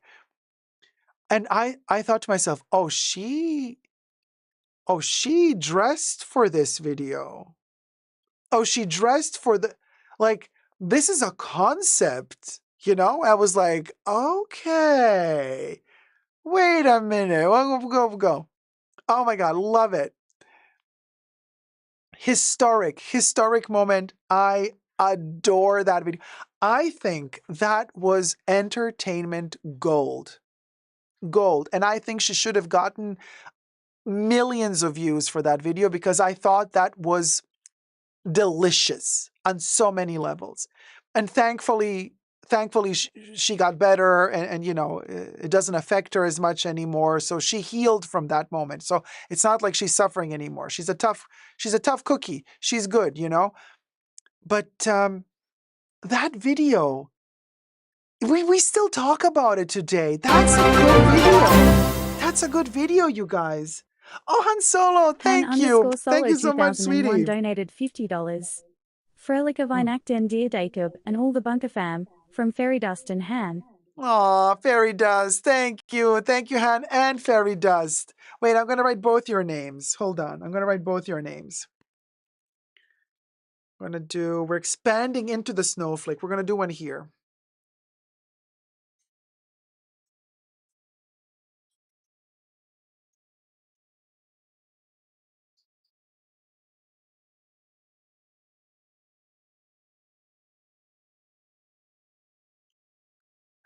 Han Solo and Fairy Dust. There you are, guys. Oh, isn't this adorable? Oh, this snowflake is so cute. Wait, where's my lid? Oh, here it is. Oh yeah, she's doing much better now. No, Marina, yeah, no, she's great. She has a lovely family, wonderful kids. She's awesome. And that video is gold. Years later, we're still talking about it. What a fantastic, the delivery, everything, of course she was probably struggling and suffering through it in that moment. But now I'm just like, this is comedic gold, the drama of Hermes canceling you. Oh man. Come on, that was gold. Gold. Despina says, first I have watched her video and then your video pop up Baja. I said, oh, I like this guy you meant. Well, I'm also gay, but hey, there you go. Oh man, fun times. Denmark says, I discovered you live streaming during the pandemic. Lucky me. Those were the days, you guys. Marina says, she's doing much better now. She looks happy. Yeah. Grace says, I have to go for dinner. Thank you for a wonderful live stream. Oh, thank you, Grace. Have a wonderful dinner, sweetie. Man, you guys, thank you so much. It's been, 4 hours plus 3 hours pre-show. It's been 7 hours. A hoe has given. A hoe has been there. A hoe has been around the block a couple of times today.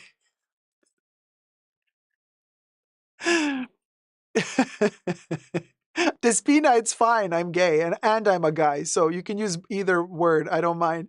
Jedi says, discovered you 2015 or 2016. Holy moly. So basically, almost shortly after I started my channel, because I started my channel around September 2014. So yeah, means like 2014 was almost over when I started the channel. So 2015 was very, very early on when I was doing like the sneaker stuff. And Denmark, go and enjoy your Birmingham. I really hope Hermes is not angry that I made a video. You know how they don't like that people make videos, but I really, really, really I think I gave them a lot of love in the video, so I hope they won't be angry. And then I think to myself, why would they be angry? I mean, they have that, what's his name, Despina? Uh, um, the guy who works for Hermes, he has a big Instagram account and he has all the celebrities he takes photos with. I'm like, listen, of all of the content creators online that could make cringe content about Hermes, really, I don't think that today's live stream was detrimental to the brand. What do you guys think? Honestly, now tell me. I mean, was it like cringe? I thought it was heartwarming. I, I don't know. I think like this is okay. I think like for Hermes, like, okay, maybe this was too good. Maybe this was too good. Oh, Audrey, my love. Thank you. Audrey Jane donated $5. To be forever mortalized in the Hermes journey, what a wonderful way to end the year. Yes, baby. Audrey.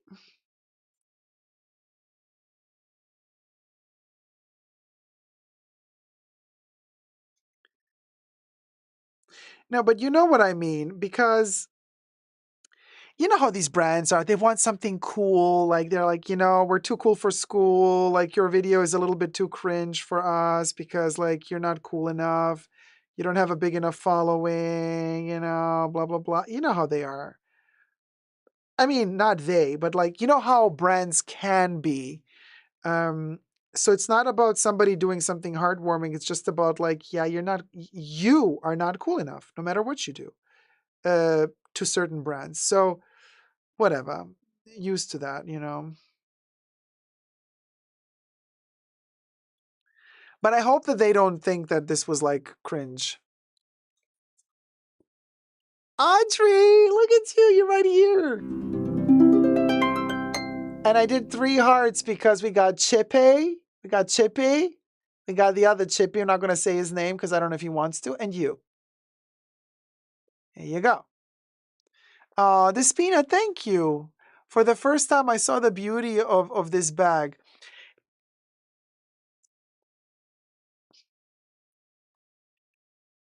It has something. It has something, doesn't it? It has some. Oh, don't forget about us little people. Oh, style by Chrissy. We're all little people. Are you kidding me? We're who's big here? Like maybe we've had sometimes in the chat somebody like would drop in the chat who has like a huge channel, but I don't think we've ever had. Did we have any conversations with celebrities? I don't think so. I don't know. I don't think so. Brenda says, discovered you early in 2021, but I never commented or participated in the live stream for a while until 2022. You was shy. And look at you now. Look at you now. You don't zip it. I'm kidding. Brenda's like, look at me now, bitch. I'm talking. And thank goodness that you're chatting, because like, how else am I going to talk to you if you don't chat? Chunky Shoes UK. I got some cute little Christmas card things from Hermes this year in the post. I was shooketh. It's not like I spent much either. Oh, that is shocking because I get nothing from them. Nothing. Luxury lines is, and also after Birmingham, you think they sent me something? No. I don't care. It's fine. It is what it is. Oh no, I missed the unboxing. Gina have to rewatch later. Gina have to rewatch later? Gonna. I think you meant gonna. I was like, Gina? Gonna have to watch later. Cha. Cecilia says, thank you, Dacob, for a thrilling live today. So glad you finally arrived at Birmingham. You best believe. Oh, Despina says, you make things important. You are important, Despina. Yes, you are.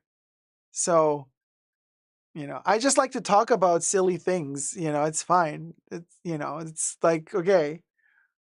We have fun with these objects, with the perfumes, with the little trinkets, with, like these little things. Chanel decorates the little gift box with like stuff like this makes me happy. Okay. But these are just they're wonderful and cute and we love them. But like, it's the people that make everything special. It's the people that are special. All of these other things are made by special people.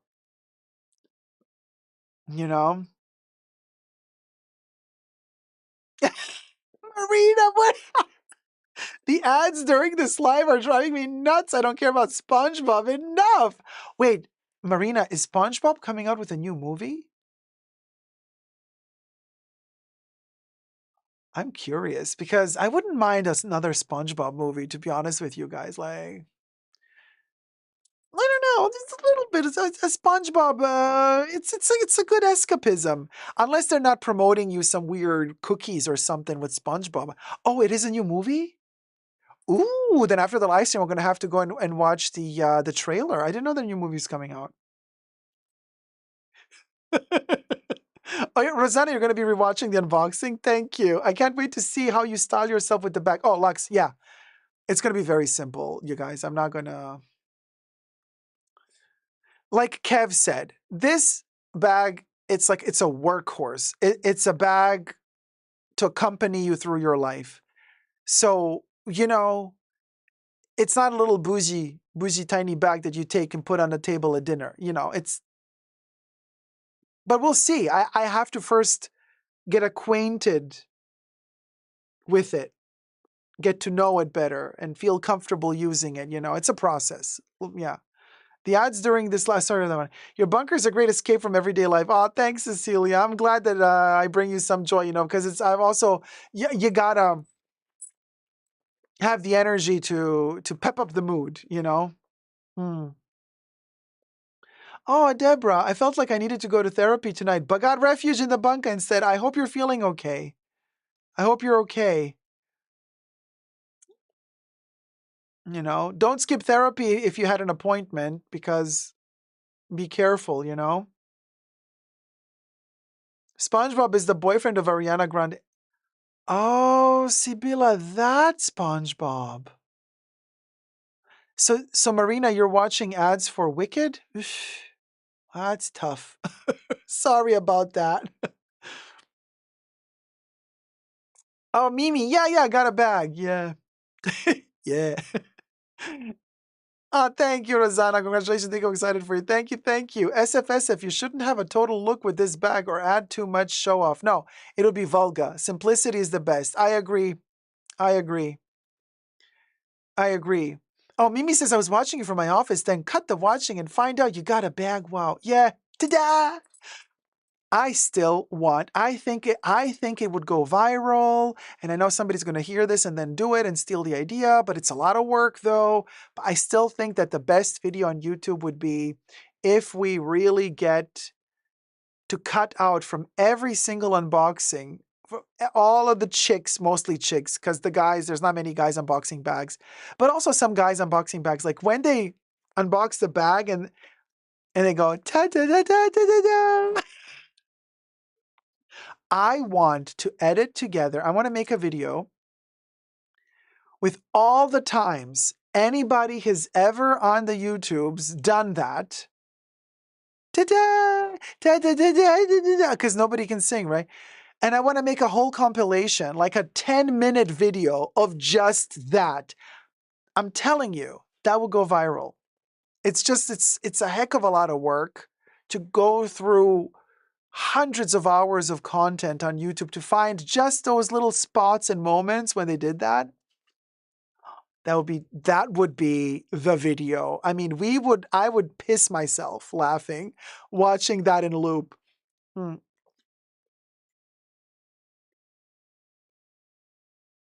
Oh man, you were in ER? Oh, and we saved your day, gay. I see what you did there.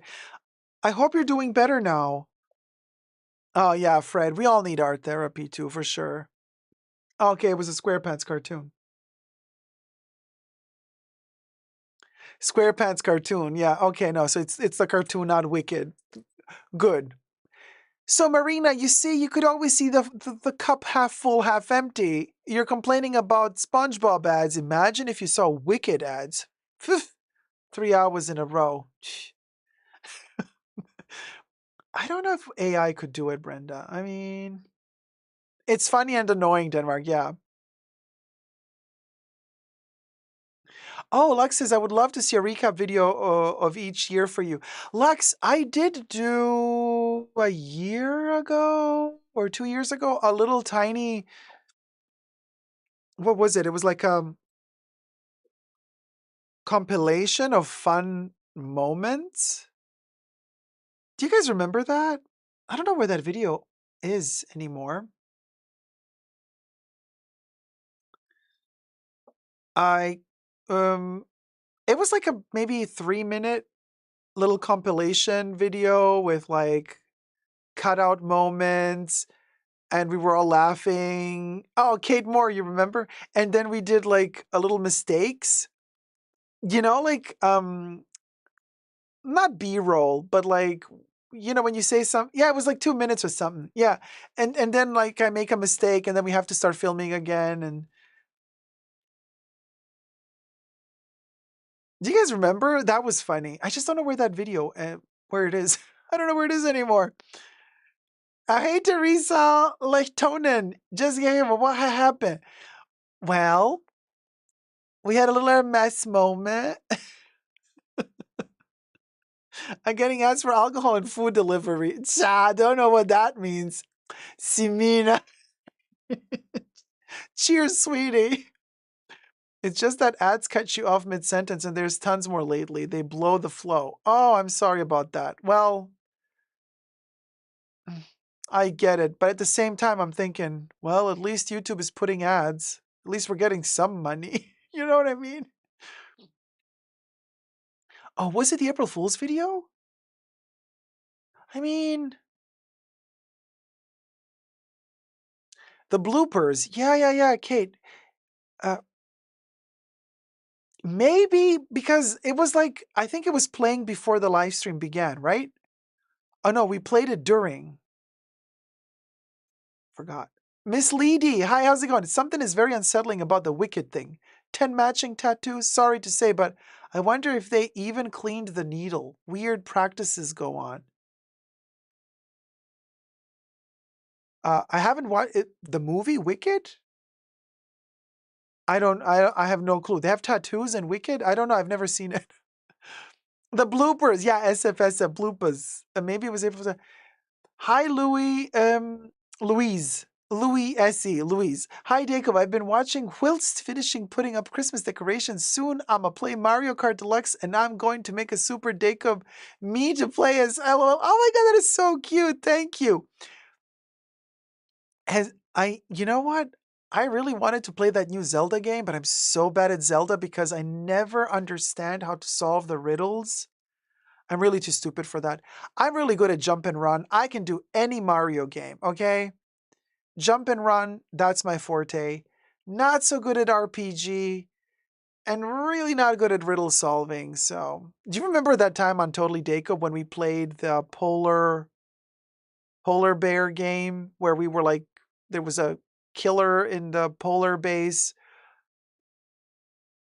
and people solved that game in like 40 minutes. We were like playing for 10 hours. I could not, I don't know how to play. I think it was maybe a birthday celebration or like 50K or 60K celebration. Teresa says, exactly, Terry. That's right. Yeah, YouTube Premium, no ads ever.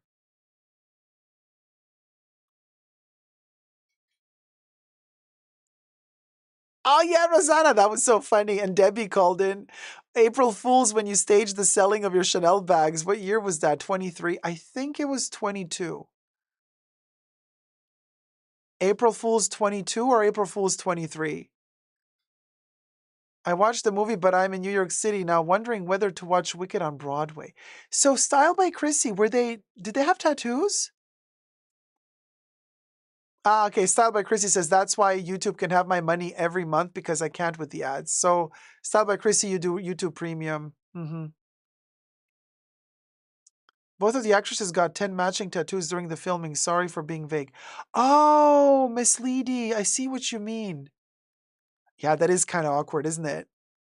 Yeah, I see what you mean. Yeah, I see what you mean. Yeah. Oh, Nectarine Man, that would be kind of fun. Totally Dacob games for the holidays.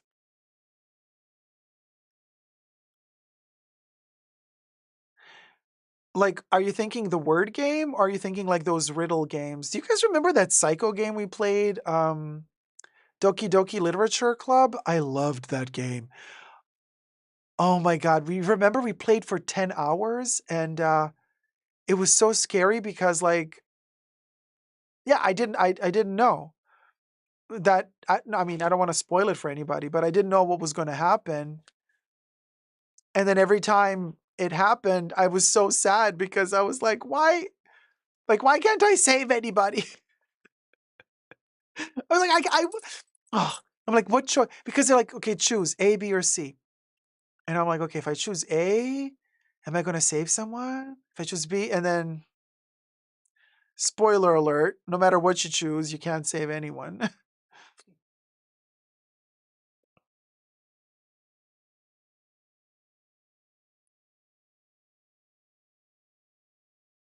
Oh, Marina is asking Terry, but does that help the channel if ads are gone? Terry says that would be a question for Dacob. So Marina, if you do get YouTube Premium, then basically the money that you pay for the premium gets split between YouTube and a gazillion content creators. So basically that pays instead of the ads. So technically a portion of what you pay for YouTube Premium does go to my channel, but like a smidge because it's shared between all of YouTube. You know what I mean? But that's the idea. If everybody paid for YouTube Premium, there wouldn't have to be ads and the content creators would live off of the YouTube Premium funds, which I don't know how good that would be in the end. Probably would be good. Well, I don't know.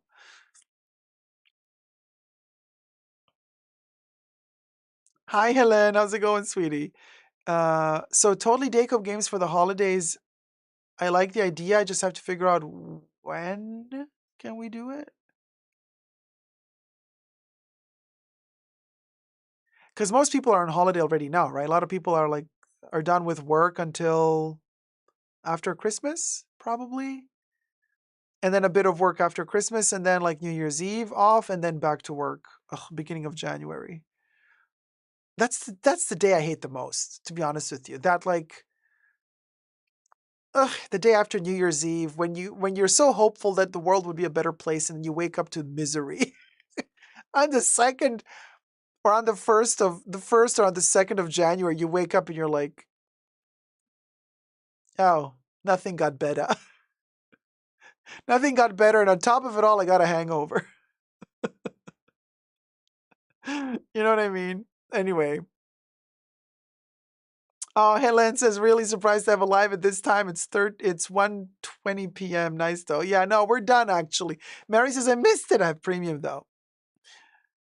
Terry says, hubby asks if you will be streaming Christmas since it's Wednesday. Probably not, Terry, because I am busy on the 25th. So I have to figure out if I'll be streaming on Tuesday or then on Thursday. But I don't know because when are people traveling? Like, because a lot of people travel for Christmas. Is it usually the 24th or the 26th? Like right after Christmas or right before Christmas? Um,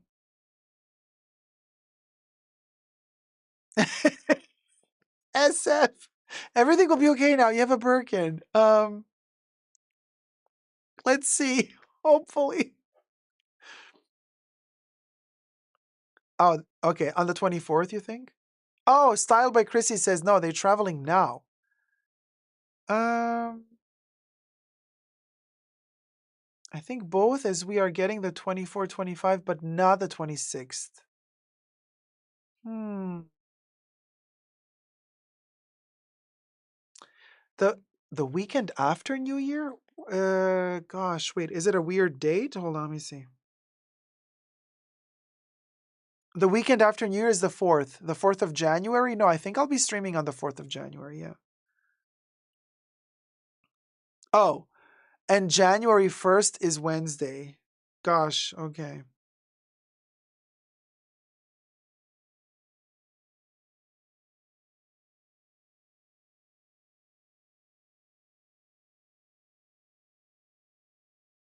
So maybe what should we do? Should we stream? Uh, I don't know, because people are like busy, right? Like people are busy cooking for Christmas on the 24th. I don't know. Oh, thank you so much, the Bisto Kid. The Bisto Kid 100 donated $15. Thanks, Dacob. Having discovered your channels earlier this year, I enjoy what you do very much. Great mix of seriousness and fun. Happy Midwinterfest, and a great 2025. Congrats on your new Birkin. Thank you so much, Bisto Kid. Very, very kind of you. Let me add you to the snowflake. Snowflake, snowflake, snowflake. Okay, the Bisto Kid. I think this here.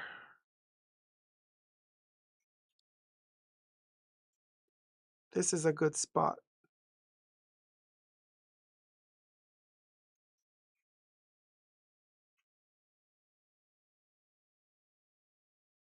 Sorry, I'm just adding in the colors. Takes a minute.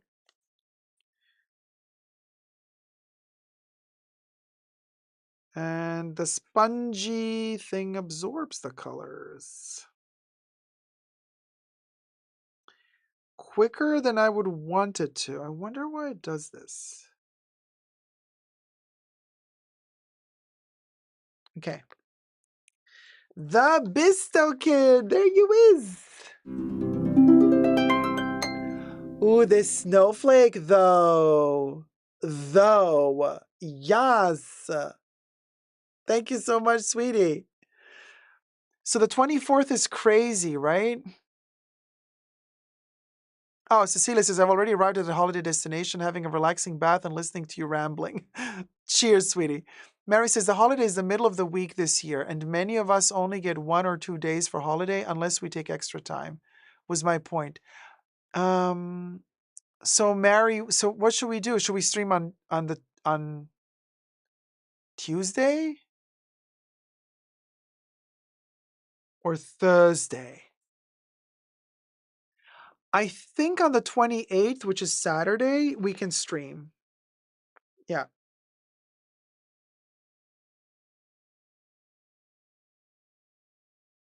On the 28th, we can stream. But then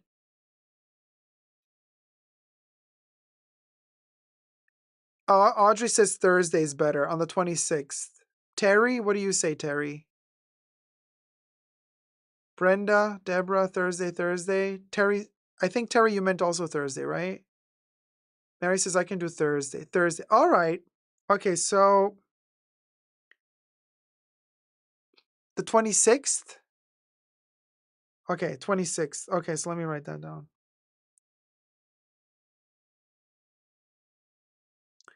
Thursday, 26th. Boxing Day, yeah.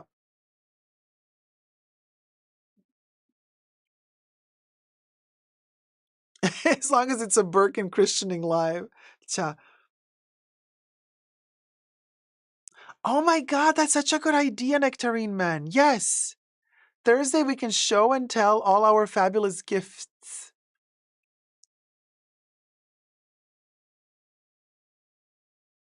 Okay, cool. Yeah, let's do that. We're going to do it Thursday, the 26th. Boxing Day. Okay. So we're not going to do it this Wednesday. We're doing it on Thursday. Okay. Perfect. We'll do that. And there you go.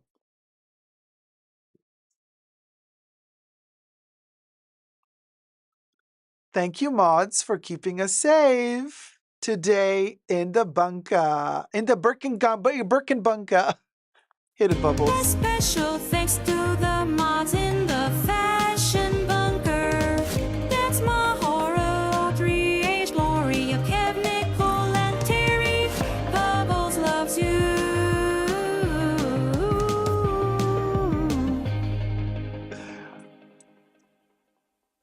Fabulosity. And, well, what are you going to do?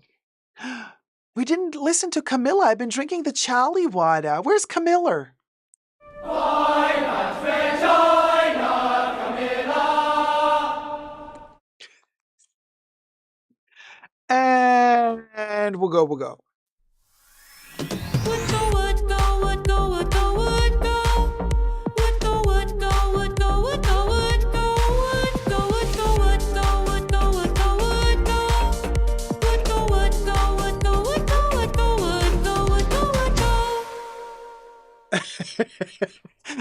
says Bubbles. She's a pink skull today. Period. And she's living ferret. I'm living ferret, living ferret, living ferret, living ferret, living ferret, living ferret.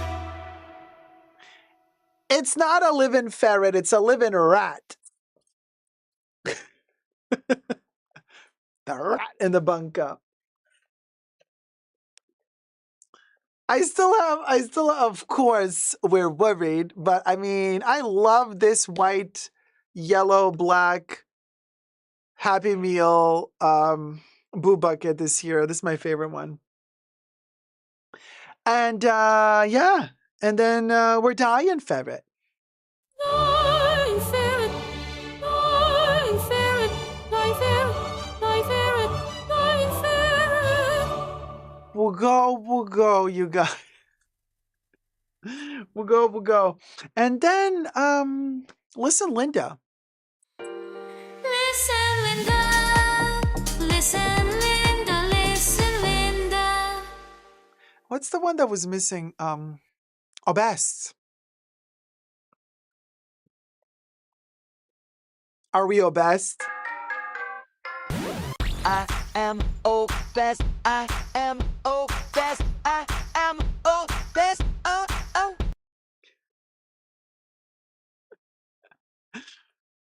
And then, Baby Yoda, where did you go? Come here.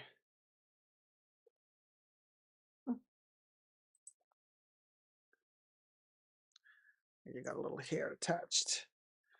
Baby Yoda, what's you got here in the back? Cha. No, literally cha. Today it's literally cha. Ciao, ciao, ciao, ciao. Ciao, ciao, ciao, ciao. Ciao, ciao, ciao. Ciao.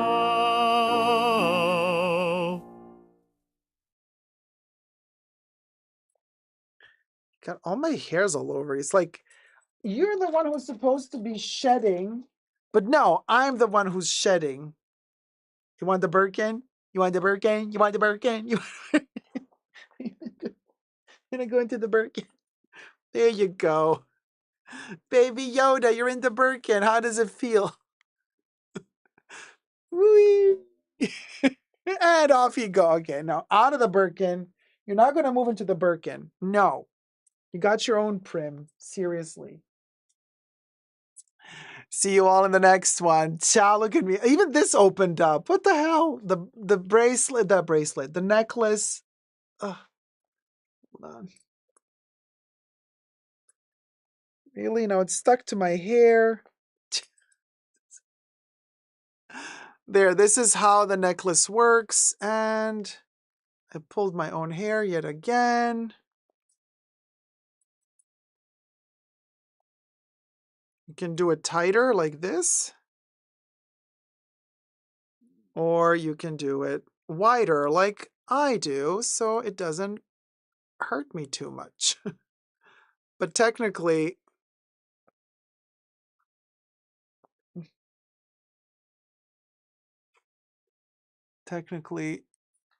where is the other one? There you go. It's a little bit more of a choker that way, but yeah. A little bit more choker? No, this is more choker. If you wear it tight like this. Terry says, had a great time. Congrats on your Birkin Dacob. Everyone have a very Merry Christmas. See you very soon. Have a wonderful, wonderful holiday, y'all. And if you are in a bit of a pickle emotionally, hold in there, hang in there, watch the Golden Girls, and we're going to be here on Thursday, right after Xmas, and chirpier than ever. What can I tell you? Laboo-booing away towards the end of the year. Love you all loads. Thank you so much for your love and support. See you all very soon. Never give up on love. Bye.